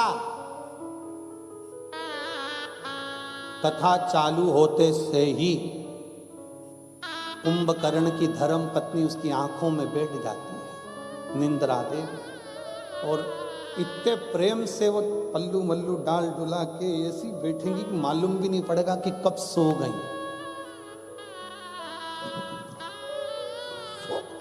और पड़ोसन उसको जगा रही है, उठ जा, सो रही है क्या? सो थोड़ी ना रही, फिर ऐसी ऐसी क्यों कर रही? कुछ नहीं, भगवान भाग रहा था तो बुला रही थी। ये दूसरे नंबर की है सोता।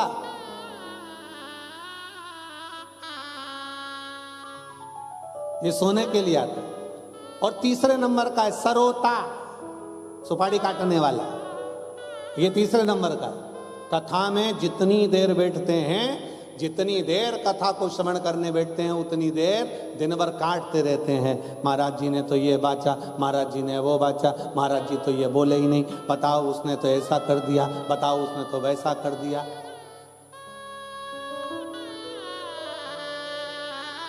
और तो और कथा सुनने बैठेंगे तो भी मोबाइल पर देखते रहेंगे, आस्था वाले हमको दिखा रहे कि नहीं दिखा रहे, तो भी ध्यान दिया। और जैसे ही कैमरा पलट कर उधर गया तो एकदम चेंज, एकदम बदला।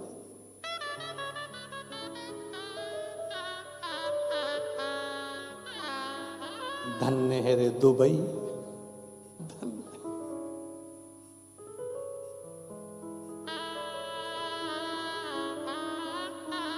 तीन है। पहले नंबर पर है श्रोता, दूसरे नंबर पर है सोता, तीसरे नंबर पर है सरोता। और आज कहने में पीछे नहीं हटूंगा दुबई की इस पावन भूमि से कि इस कथा के पंडाल में जितने बैठे हैं सब श्रोता बैठे हैं, जो दिल से कथा को सुन रहे हैं, दिल से सुन रहे हैं।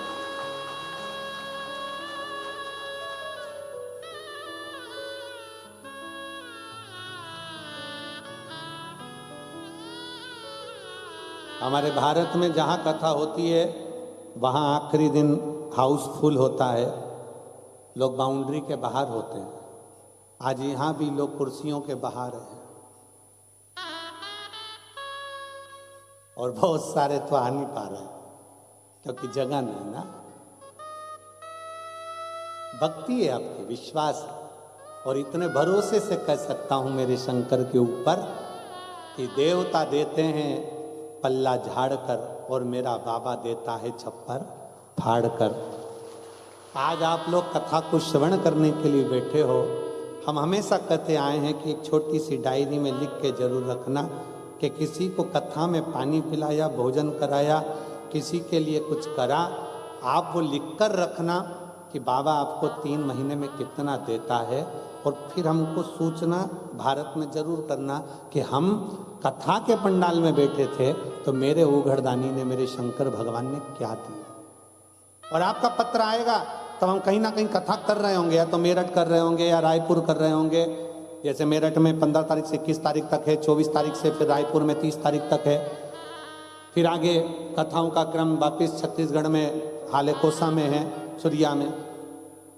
ऐसे कथाओं का क्रम जो चल रहा है उसमें कहीं ना कहीं आपके पत्रों का वर्णन भी जरूर करें।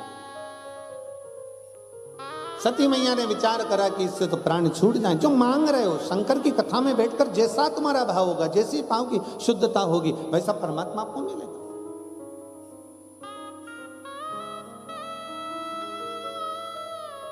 कई लोग कहते गुरुजी हमारे यहाँ संतान नहीं, हम संतान मांग लेते हैं। कोई कहता है हम धन मांग लेते हैं, कोई कहता है हम वैभव मांग लेते हैं, कोई कहता है हम नौकरी मांग लेते हैं, कोई कहता है हम ये मांग लेते हैं। हम निवेदन करना चाहेंगे जितने आस्था चैनल के माध्यम से शिव भक्त कथा श्रवण कर रहे हैं और जितने फेसबुक यूट्यूब पर कथा श्रवण कर रहे हैं और दुबई की इस पवित्र भूमि पर बैठकर आप लोग कथा श्रवण कर रहे हैं, उनसे एक निवेदन करेंगे, अगर मांगना तो भगवान शंकर से ये सब कुछ बाद में मांगना, सबसे पहले मांगना कि मेरे भोले बाबा आपका दर्शन हो जाए, क्योंकि दर्शन होगा तो सब कुछ अपने आप मिल ही जाए।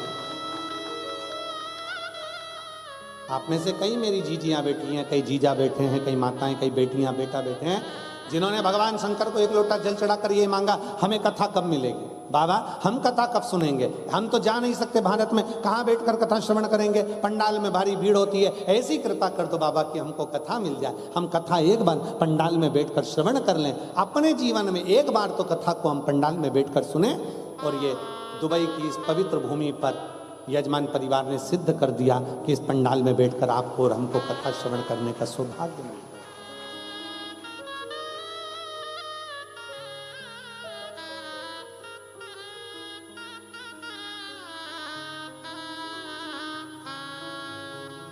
और चंद्राकर जी, हम बाबा से यही प्रार्थना करेंगे कि बाबा ऐसी करुणा आप पर और इन सब पर करता रहे कि आने वाले समय में बाबा फिर ऐसी कृपा करे कि 3 महीने में बाबा आपका भंडार ऐसा भरे कि 3 महीने बाद पत्र फिर वापस यहाँ आना चालू हो जाए, दुबई की पवित्र भूमि पर फिर करना हो।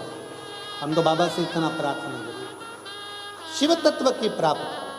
शंकर कैसे भी हमको, हम भगवान से क्या मांगे, धन दौलत संपदा वैभव, अगर एक बार उसका दर्शन हो गया, एक बार उसका दीदार हो गया, तो समझ लो कि शिव ने सब कुछ दे दिया, सब कुछ।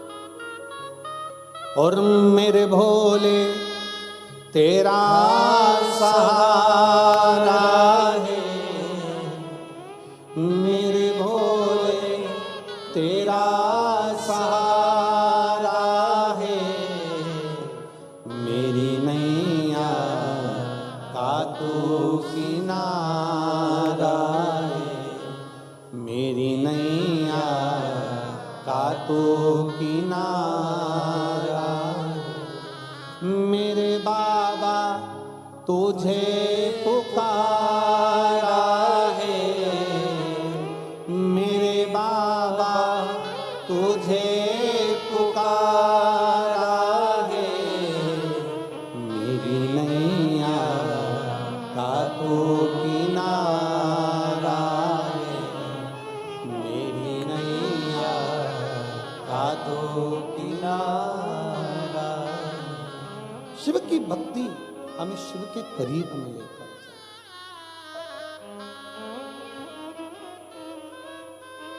क्या मांगे,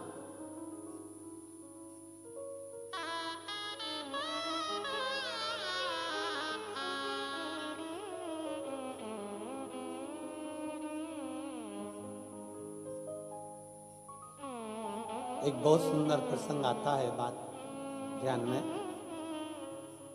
कभी जिंदगी में अगर गुरु से मिलन होना, कभी जीवन में अगर अपने गुरु से अगर मिलन होना, तो गुरु से कुछ मत मांगो, बस इतना जरूर मांगो कि आते रहना जी गुरु जी हमारी कुटिया में, आते रहना जी। और मेरी कुटिया तो टूटी फूटी, मेरी कुटिया तो टूटी फूटी, तेरे चरणों से कुटिया बन जाएगी, आते रहना जी। आप आते रहो, आपका दर्शन होते रहे। हम शंकर के सम्मुख में पहुंचे तो क्या मांगे? केवल शंकर का दर्शन, क्योंकि शिव का अगर दर्शन हो गया तो शिव महापुराण की कथा कहती है कि शंकर का दर्शन और शिव महापुराण की कथा कभी खाली नहीं जाती है। शंकर की कथा में अगर बैठे हो तो कुछ ना कुछ बाबा देकर भेजता ही है, और शंकर का दर्शन कभी खाली नहीं जाता। शिव का दर्शन से कुछ ना कुछ हमें प्राप्त होता ही, मिलता जरूर है। शिव का दर्शन खाली नहीं जा सकता, शंकर की कथा खाली नहीं जा सकती।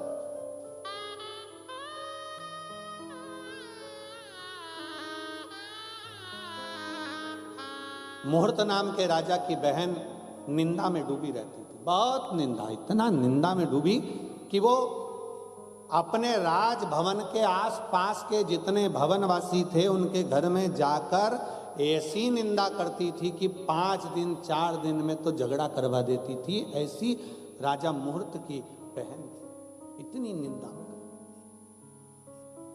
डूबती चली। निंदा निंदा होता है, किसी किसी को निंदा में बड़ा सुख मिलता है, किसी किसी को कथा में सुख मिलता है। कई लोगों ने तो अपने कान को कचरे का डब्बा बना के रखा, कोई भी कुछ बोल के चले जाता है और ये धारण करके दिल में उतार लेती है, अच्छा ऐसा बोला था, हाँ कचरे। तो हम तो कहते कान के ऊपर लिख देना चाहिए डस्टबिन और नीचे लिख देना चाहिए यूज मी। कान नहीं है, कचरे का डब्बा है, जो आया पटक गया, कहीं की निंदा कर दी, कहीं का कुछ बोल दिया, कहीं का कुछ बोल दिया, कहीं का कुछ बोल दिया। शास्त्र कथा है, शिव महापुराण की कथा कहती है, भगवान शंकर का चरित्र कथा है, माता पार्वती का चरित्र कथा है। माता पार्वती की 2 बहुएं रिद्धि और सिद्धि, और कार्तिकेय जी महाराज की धर्म पत्नियां। घर में इतनी बहुएं होने के बाद भी पार्वती मैया किसी बहू से कभी अपने कानों में कुछ सुनती नहीं थी, और ना पार्वती जी अपनी बहुओं से कुछ कहती थी। एक काम माता पार्वती जी कहती थी, जैसे ही बहुएं आई पार्वती माता ने अपना रसोई घर छोड़ दिया। अब क्या कर रही हैं पार्वती जी? शंकर भगवान के चरणों की आराधना। पार्वती जी से पूछा गया कि आपने अपना रसोई घर क्यों छोड़ दिया? पार्वती जी बोली कि देखो अब घर में बहुएं आ गई हैं, ये लोग संभालेंगी और मुझे भगवान का मंदिर संभालना है, भगवान का भजन संभालना है। पर हमारे यहाँ उल्टा होता, जैसे ही बहुएं आती हैं सास के एंटी ने पूरे खड़े हो जाते। वो सोचती है पूरा मुझे संभालना, ये तो नहीं आई है, इसमें तो अकल नहीं है, इसमें तो बुद्धि नहीं, इसमें तो विवेक नहीं। शिव महापुराण की कथा कहती है घर में बहू आते से ही सास को चाहिए कि वो भगवान का मंदिर पकड़े, भगवान का द्वार पकड़े, शंकर का एक लोटा जल पकड़े और प्रयास करे कि अपने बहू बच्चों को आगे बढ़ने का एक मौका दे कि हमारी बहू भी बड़ी विद्वान है, हमारे बेटे विद्वान है, उनमें चतुरता है, करेंगे आगे बढ़ेंगे, ठोकर खाएंगे गिरेंगे तब तो ना संभलेंगे। संभलेगा कब? जब ठोकर लगेगी। प्लेन रोड पे तो कोई भी चल ले, हमारे हम जहाँ ठहरे हैं विला में चंद्राकर जी जहाँ हम ठहरे हुए हैं, वहाँ एकदम प्लेन रोड, एकदम सीधी कांच जैसी। अब उसमें कौन गिरेगा? कोई नहीं गिरेगा। पर कहीं कहीं अगर जब ठोकर लगती है, गिरते हैं, तब समझ में आता है। फिर क्या होता है? जब जब निकलोगे समझ में आ जाएगा, आगे ठोकर आएगी। आगे स्पीड ब्रेकर आएगा, आगे ठोकर आएगी, आगे स्पीड ब्रेकर आएगा। एक बार ठोकर लगी, एक बार गाड़ी उचकी और बार बार याद आ गया यहाँ स्पीड ब्रेकर है, यहाँ ठोकर है, बार बार स्मरण में आएगा। उसी तरह संभलता वही है जो दुनिया की ठोकरें खाते रहता है। ठोकरें खाने के बाद जब आगे बढ़ता है तो इतनी ऊंचाइयों तक पहुंच जाता है कि फिर नीचे आने का क्रम नहीं रहता। मेरा शिव पकड़ कर लेकर जाता है। थोड़ा सुनना पड़ता है। और कहे लोग, हमारे परिवार वाले हमें अपशब्द कहते हैं, कोई परिवार वाला गाली देता है, कोई कुछ कहता है, कोई कुछ कहता है। दुनिया में शिव महापुराण की कथा कहती है, संसार में याद रखना, संसार में आज का मनुष्य आपको सम्मान नहीं देता, संसार में आज का मनुष्य आपके धन को सम्मान देता है। धन बढ़ेगा तो रिश्ते नाते भी आपकी ओर खिंचते चले आएंगे, धन बढ़ेगा तो आपके संबंध भी बढ़ते चले जाएंगे, धन बढ़ेगा तो आपके सब होते चले जाएंगे। जब धन नहीं होता तब कोई पूछने नहीं आता कि बाबू तुम कैसे हो, भैया रोटी खाई कि नहीं खाई, तकलीफ है, कष्ट है, दुख की घड़ी है, कोई नहीं पूछता। इसलिए संसार सागर कहता है, वावारी दुनिया मतलब की दुनिया में किसी का कोई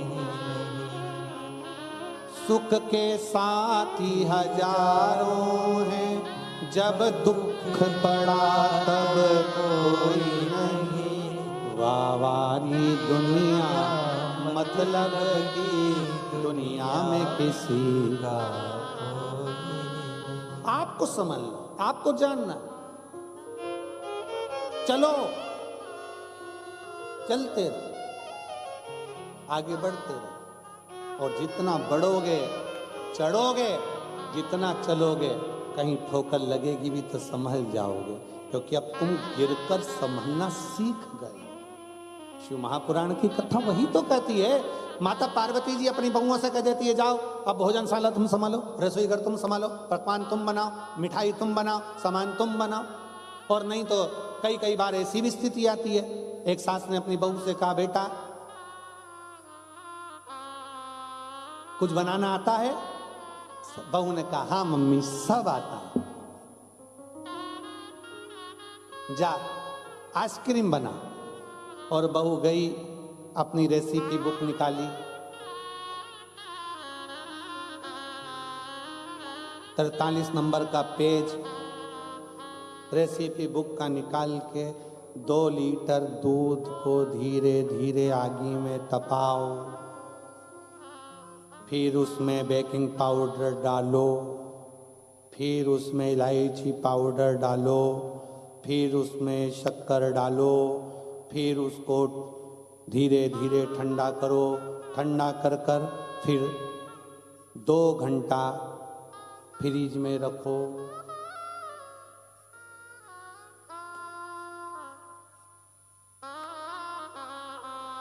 तीन घंटे के बाद सास फ्रिज खोली, बहू को आवाज लगाया, बहू इधर आ। हाँ मम्मी। ये मंदिर के घंटे फ्रिज में कौन ने रखे? मम्मी मैंने रखे। क्यों? किताब में लिखा था 2 घंटे फ्रिज में रखो, कि मैंने रखे। सास माता ठोकी, अरे वो जो तूने घोल तैयार करा था उसको फ्रिज में रखना था, और तू मंदिर के घंटे निकाल के फ्रिज में रखी आई।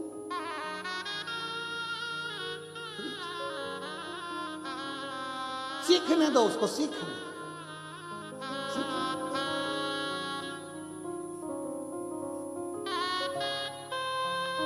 उसको सीखने दो, जितना वो सीखे।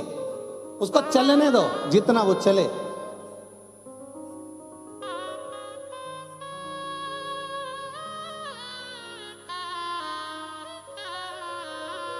यहाँ अगर कोई राजस्थान के बैठे होंगे ना, तो वहां पर एक नियम है, जब नई बहू आती है ना तो उससे, यहाँ क्या बोलते हैं हमको तो मालूम नहीं, चिलड़ा बनवाते हैं। चिलड़ा, चीला, चीला मतलब आटे में शक्कर घोल के और उसको तवे के ऊपर डाल के डोसा जैसा उसको बनवाते, मीठा चीला। अब नई नई बहू बेचारी, अब बनाए तो बनाए कैसे? और उसको बनाना आता तो बना देती। माँ को बनाते हुए देखा था, उसने गोल तैयार करा और उसने जो तवा पे डाला और तवा पे डालने के बाद जो फैलाया तो फैला तो नहीं, वैसे ढेड़ा बन गया, ऐसा हो गया उसको ढेड़ा। और चीले का नियम है, नमकीन चीला बेसन का, रवे का, चावल का अच्छा बन सकता है, पर मीठा तो एक बार तो वो चिपके। मीठा तुम बना के देखना, एक पहले नंबर का तो चिपक जा, कितना भी घी डाल। अब बहू को लगा ये चिपक गया, इसने बहू ने तुरंत उसको वापस निकाला, चूल्हे के अंदर डाल दिया वापस। सास ने फिर पूछा, बेटा बन गया? हाँ मम्मी बन रहा है, बन रहा है। 2-3 चीले जब तक खराब नहीं हो जाते तब तक वो अच्छा चीला बन ही नहीं पाता। उसी तरह 2-3 बार जब तक मनुष्य ठोकर नहीं खा लेता तब तक वो उन्नति की सीढ़ी पर चढ़ ही नहीं पाता। वो चढ़ना ही तब है जब वो ठोकर खा ले।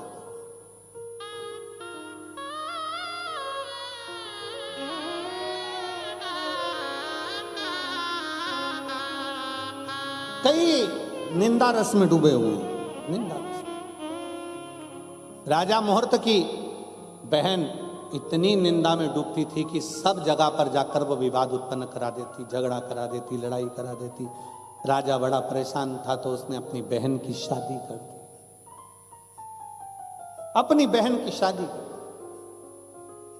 शादी के बाद बहन को मालूम पड़ा, शादी के बाद जब अपने पति के घर गई तो वहां पर शंकर भगवान की इतनी भक्ति होती कि पूरा नगर, पूरा गांव, उसका पूरा राज्य शंकर की भक्ति में डूबा रहता। और शिव महापुराण की विद्येश्वर संहिता कहती है, सबकी निंदा करोगे चल जाएगा, पर शंकर की निंदा कभी नहीं चलेगी। शिव निंदा सुनना और शिव निंदा करना। शिव महापुराण में वर्णन आता है कि देव ऋषि नारद काम पर विजय प्राप्त कर लिए थे तो उन्होंने जाकर भगवान नारायण से कह दिया था कि जिस कामदेव को शंकर नहीं जीत पाए उस कामदेव को मैंने जीता है। भगवान नारायण की आंख से आंसू बह गए थे, रे नारद तूने मेरे सामने शंकर जी की निंदा कर दी, मतलब अब मुझे भी पशु का शरीर धारण करना पड़ेगा। और वही हुआ। नारद शंकर की निंदा करने वाले को पशु का मुख लगता है और शंकर की निंदा सुनने वाले को पशु का मुख लगता है। भगवान विष्णु कहते हैं तूने शिव की निंदा करी तो मुझे घोड़े का मुंह लगेगा और मेरा हयग्रीव अवतार होगा, और नारद तूने शंकर की निंदा करी इसलिए तुझे बंदर का मुंह लगेगा। और रामचरितमानस में आता है कि शंकर भगवान की निंदा करने वाले देवऋषि नारद को बंदर का मुंह लगा था जब वो स्वयंवर में पहुंचे। शिव निंदा सुनना भी नहीं और शिव निंदा करना भी, गुरु की निंदा सुनना भी नहीं और गुरु की निंदा करना भी। शिव भक्त की निंदा सुनना भी नहीं और शिव भक्त की निंदा करना भी। क्या करना अपने को? क्या किसको रोइए, चादर तान के सोइए, आग लगे बस्ती में अपन रहो मस्ती। क्या सोचना अपन को? शादी में सबको टेंशन रहता है, सबको टेंशन शादी में रहता है, सबको। मामा जी वहां लगे, फूफा जी वहां लगे, काका जी वहां लगे, बुआ जी वहां लगी। केवल शादी में घर की जो बहुएं होती हैं वो थोड़ी टेंशन से मुक्त होती हैं। वो दोनों हाथ में मेहंदी लगा आराम से, आखिरी में पार्लर वाली आ गई, डेंटिंग पेंटिंग करके तैयार। मामा बुआ फूफा कब खाएं उससे कोई मतलब नहीं, ये पहले चली प्लेट उठाई अंदर खाओ। शादी तो होगी ना, अच्छे से ही होगी ना जब पूरा अरेंजमेंट अच्छा करा है और बहू का विश्वास, उसको मालूम है मेरे पति ने पूरा अरेंजमेंट अच्छा करा है तो फिर काय का टेंशन लेके बैठूं। उसी तरह संसार में आने वाले व्यक्ति के मन में ये विश्वास होना चाहिए जब शंकर भगवान ने अरेंजमेंट अच्छा करा है तो काय का टेंशन, अपनी जिंदगी खुश होकर जियो। शिव ने अरेंजमेंट करा है तो हमें क्या चिंता? जन्म उसने दिया है। माता के गर्भ में जब हम पड़े थे तो भोजन किसने दिया था? कोई आया था दूसरा देने वाला? माता के गर्भ के अंदर पड़े थे तो भोजन भी वही दे रहा था। जन्म लिया तो माता के स्तनों में दूध दिया, उसने दिया। आखिरी में जब बड़े हुए तो भोजन भी उसी ने दिया। हमें तो मालूम ही नहीं था हम किस घर में पैदा होंगे, हमें तो मालूम ही नहीं था कि हम किस जगह पर रहेंगे। तुमको मालूम था कि तुम दुबई पहुंच जाओगे?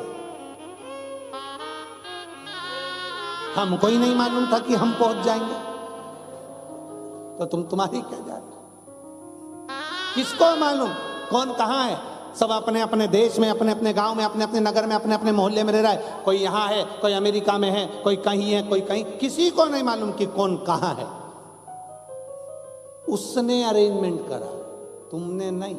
उसने ऐसा अरेंजमेंट करा कि तू ये एग्जाम देगा, तू ऐसा करेगा, तुझे यहाँ ठोकर लगेगी, तू ऐसा करेगा, और एक ना एक दिन तू उन्नति की सीढ़ी पर चढ़ता चढ़ता बढ़ता बढ़ता तुझे मंजिल तक मैं पहुंचा दूंगा। अरेंजमेंट उसका है, तो टेंशन क्या? कई बार बहुएं भी कह देती है अपनी सास, मम्मी चिंता मत करो सब हो जाए, पापा टेंशन।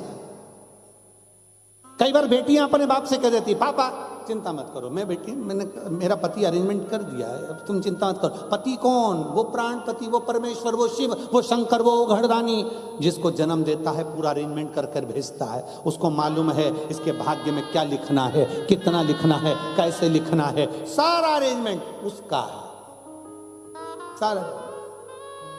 और कोई यहाँ आने के बाद परमानेंट तो हुआ ही नहीं। जगत में कोई न परमानेंट, जगत में कोई न परमानेंट। कौन है? 3 दिन की कथा हुई, होटल का ये हॉल खाली करो और अपने अपने घर चलो। उसी तरह ये जो श्वास पूरी हुई, ये शरीर खाली करो, आत्मा परमात्मा के घर चलो। पड़ा हाल खाली रहेगा, शरीर पड़ा रहेगा, सब यहीं धरा की धरा। जिसने कर लिया, जो आ गया, समय निकाल कर पहुंच गए, हमें शिव महापुराण की कथा में जाना है। अरे अपने दुबई में हो रही है, जाऊंगी, मैं नहीं सुन पाई भारत में जाकर, मैं यहाँ सुनूंगी, मुझे मौका लगा है, मैं जाऊंगी। दूर पड़ेगा, 40 किलो 50 किलोमीटर दूर पड़ेगा, ऐसा पड़ेगा वैसा पड़ेगा, साधन नहीं मिलेगा, बैठने की जगह नहीं मिलेगी। क्या हुआ? होटल के बाहर लोग जाते थे पहले के समय में, तो फिल्म का टिकट नहीं मिलता तो बाहर का पोस्टर देख कर आ जाते थे, उतने में खुश हो जाते थे। उसी तरह शंकर की कथा में जाऊंगी, उसके दरवाजे तक अगर पहुंच गई, उसका दीदार हुआ ना हुआ, उसका दर्शन हुआ ना हुआ, तो भी मेरा कल्याण निश्चित है, क्योंकि मैं उसके विश्वास पर जा रहा हूं, मैं उसके भरोसे पर जा रहा हूं, और मैं उसके विश्वास पर, उसके भरोसे पर पहुंच रही हूं। एक विश्वास बहुएं कह देती है, मां चिंता ना करिए, पति ने अरेंजमेंट करा है, अरेंजमेंट करा है। उसी तरह ये आत्मा भी कहती है, मेरे परमात्मा ने अरेंजमेंट करा, मेरे शिव ने अरेंजमेंट करा। राजा मुहूर्त की बहन वहां जाने के बाद में भी अपनी अब निंदा कर रही है, तो शिव की निंदा। शंकर के मंदिर क्यों जाते हो? क्या करोगे जाकर? लोटा भर के जल चढ़ाकर क्या करोगे? क्या होता है? क्यों वो सियोर वाले महाराज के चक्कर में पागल हो रहे हो? काहे को शंकर के मंदिर जा रहे हो? क्या होगा? अगर दुबई जैसे देश में भी आपके इतने पत्र आते हैं तो ये निश्चित है कि शंकर देने में तो कमी नहीं रखता, ये पूर्ण भरोसा है, पूर्ण भरोसा। क्या देगा, कैसे देगा, कब देगा, ना हम बता पाएंगे ना कोई बता पाएगा, पर जब भी देगा, पढ़कर, दुख को काट कर, तकलीफों को मिटाकर, फिर मेरा शिव तुम्हारे एक लोटा जल। कल एक बहन ने पत्र लिखा था, गुरुजी हमें पशुपति व्रत करना रहते हैं, पर दुबई में हम प्रसाद मंदिर में रख नहीं सकते, मंदिर में जाकर हम लोटा भर के जल चढ़ा नहीं सकते, क्या करें? अरे अपने घर के बाहर जो गमला हो, गमले के मिट्टी को ऊंचा कर कर वहीं पर पशुपति व्रत कर लो। तो गुरुजी वो 2 प्रसाद के जो हिस्से बचेंगे उसका क्या करेंगे फिर हम? उस प्रसाद के हिस्से का क्या करेंगे? कुछ मत करो, उस प्रसाद के हिस्से को लो, पक्षियों को डाल दीजिए, पक्षियों को डाल दीजिए, वो भी पाएंगे। अपना 1 प्रसाद का हिस्सा अपन पाओ, 2 प्रसाद का हिस्सा पक्षियों को आप डाल दो, पाए।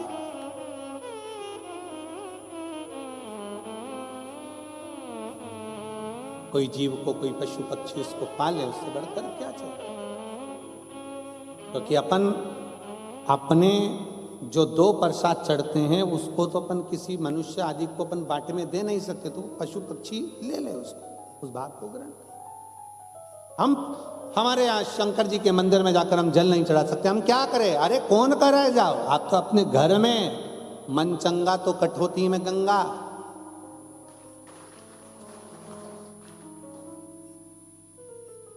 और जब मन नहीं चंगा नहीं तो क्या करेगी गंगा? फिर गंगा भी क्या करेगी? अपना मन चंगा होना चाहिए, अपने हृदय से शिव की भक्ति करो। 1 लोटा जल घर में चल।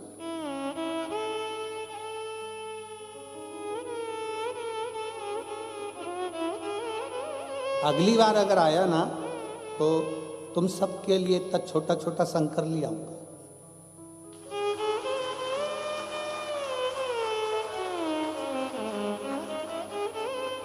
कुबेरेश्वर धाम का कंकर शंकर सबके लिए आऊंगा, एक एक एक एक एक एक, और कह दूंगा चंद्राकर जी से कि बांट दो एक एक इनको। ये सब अपने अपने घर में थाली में भगवान रखेगी, इतना छोटा सा लोटा से पानी चढ़ाएगी, चढ़ा हुआ पानी कहाँ डालने जाएगी? खुद ही पी जाएगी। मन चंगा कठोते में गंगा।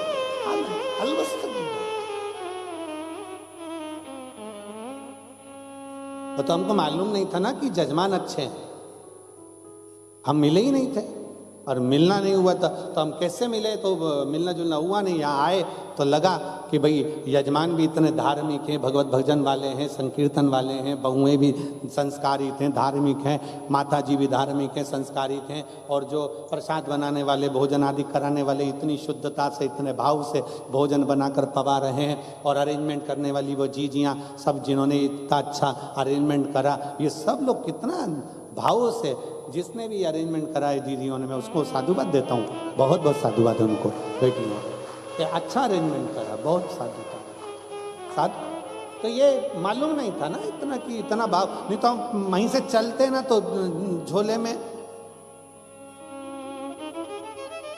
और वो चेक करने वाला चेक भी करता, पूछता ये क्या है, कह देते तू भी रख ले इसमें से। जब ये देता है तो छप्पर फाड़ के देता है, ये सियोर का कंकर शंकर है, ये साज है।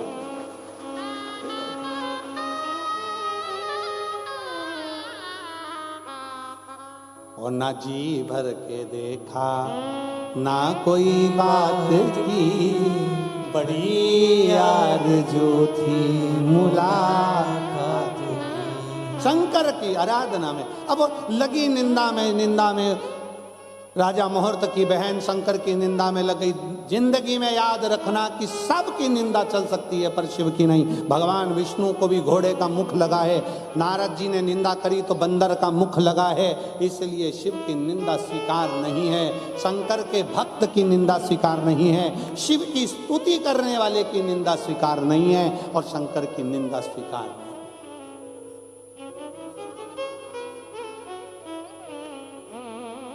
कोई तुमसे कहे पानी चढ़ाने से क्या होगा, जल पीने से क्या होगा, शिव महापुराण की कथा कहती है शंकर का 1 लोटा जल तुम्हारा बदलेगा कल, ये निश्चित है, बदल कर ही रहेगा, ये निश्चित है कि बदल कर रहे।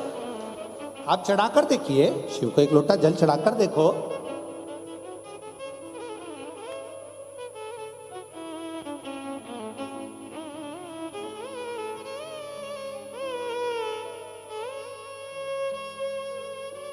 आप शंकर की आराधना कर कर देखिए, शिव की स्तुति कर कर देखिए। महाराज करा राजा मुहूर्त की बहन निंदा में इतनी डूब गई कि जब नगर की माताओं ने राजा मुहूर्त की बहन जिस नगर में ब्याह कर गई थी, उस नगर के लोगों ने निंदा करने के बाद भी शंकर की भक्ति बंद नहीं करी, तो इसने मंदिर में जाकर ताला लगा दिया, मंदिर का द्वार बंद कर दिया।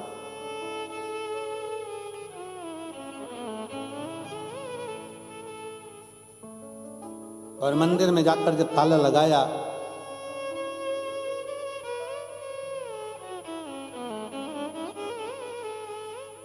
सारे नगर में हाहाकार मच गया। रानी की बहू, राजा की बहू ऐसी आई है, पूरे मंदिर में ताला लगा दिया।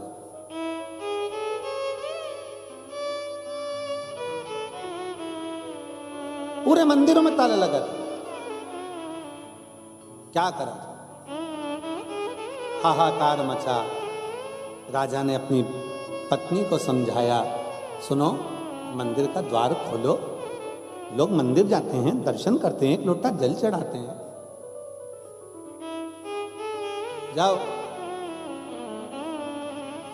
और आपसे भी निवेदन, आप भारत की भूमि पर जब आए तो अपने घर पर जब पहुंचे तो सबसे पहले घर पर पहुंचने पर अपने घर के लोगों को ये जरूर कहो कि मम्मी जरा एक लोटा पानी दे, अगर पास में शंकर का मंदिर है तो मैं चढ़ा कर आती हूं। तो लोगों को प्रेरणा मिलेगी कि दुबई में रहने वाले भी संस्कारित हैं, ये भी शिव को जल चढ़ाना जानते हैं।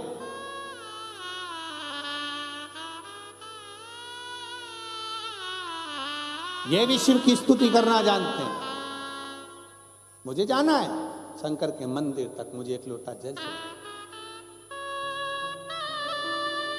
आपसे प्रेरणा मिलेगी लोगों को।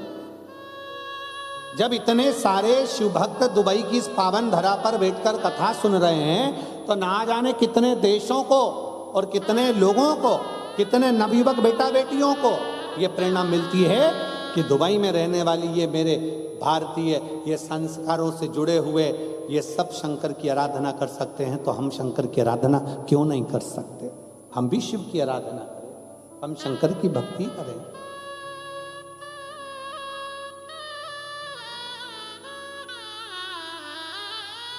राजा ने समझाया अपनी रानी को, देखो ये शिव मंदिर क्यों बंद कर दिया, दरवाजा क्यों लगा दिया, ताला क्यों लगा दिया, खोलो इसको, खोल दो इसको।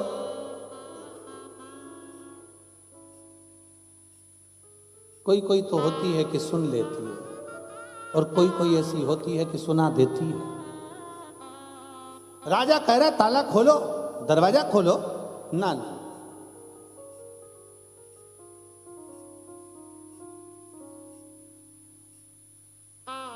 अब माने नहीं, खूब समझाया, आखिरी में ताला तो खोल दिया, पर जो शंकर के मंदिर में जल चढ़ाने जाता, पूजन करने जाता, राजा मुहूर्त की बहन उस सब को अपशब्द कहना प्रारंभ करती, इतना आड़ा टेढ़ा कहती, इतना आड़ा टेढ़ा कहती। समय बीतता चले गया, धीरे धीरे धीरे धीरे समय निकलता चले गया, और समय एक ऐसी अवस्था में आ गया कि राजा मुहूर्त की बहन के प्राण छूट गए।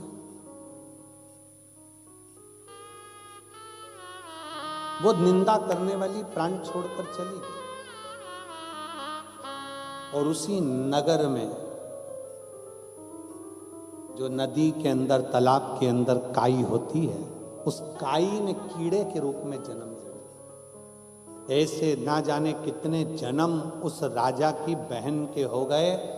आखिरी में वो आंख से आंसू ढालती और हर जन्म में भगवान से प्रार्थना करती कि मैंने बहुत निंदा करी, इसलिए मुझे ये कहीं दीमक के रूप में जन्म ले। ये लकड़ी के अंदर जो दीमक लग जाती है, देखिए आप लोगों ने कि देखिए, देखिए उस दीमक को देखकर विचार करना, ये कोई साधारण नहीं है, कहीं की चुगल चोटती है।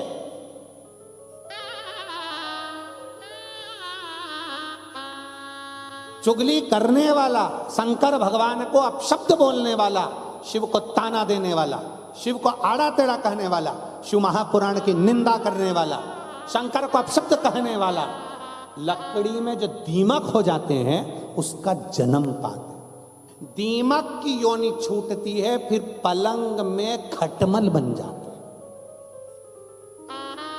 खटमल की योनि छूटती है, फिर माथा में जू बन जाते हैं, जिनको लोग निकाल के निपटाते हैं।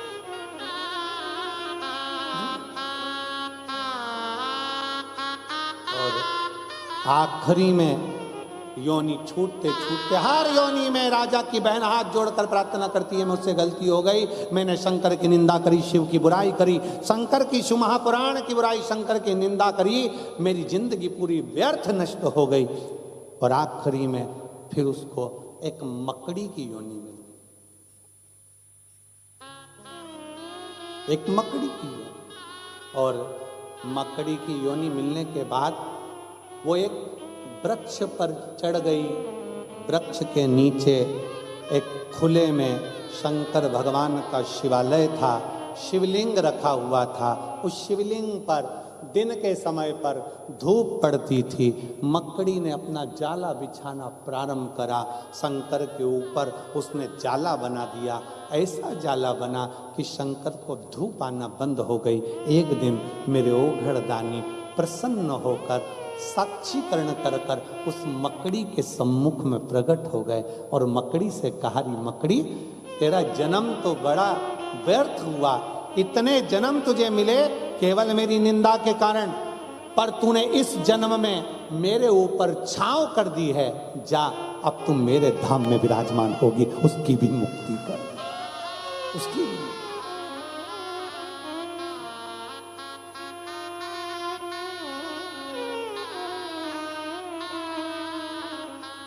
और धीमा बजाओ भोलानाथ, डमरू धीमा बजाओ, धीमा बजाओ भोलानाथ, डमरू धीमा बजाओ, धीमा बजाओ भोलानाथ, डमरू धीमा बजाओ, धीमा बजाओ।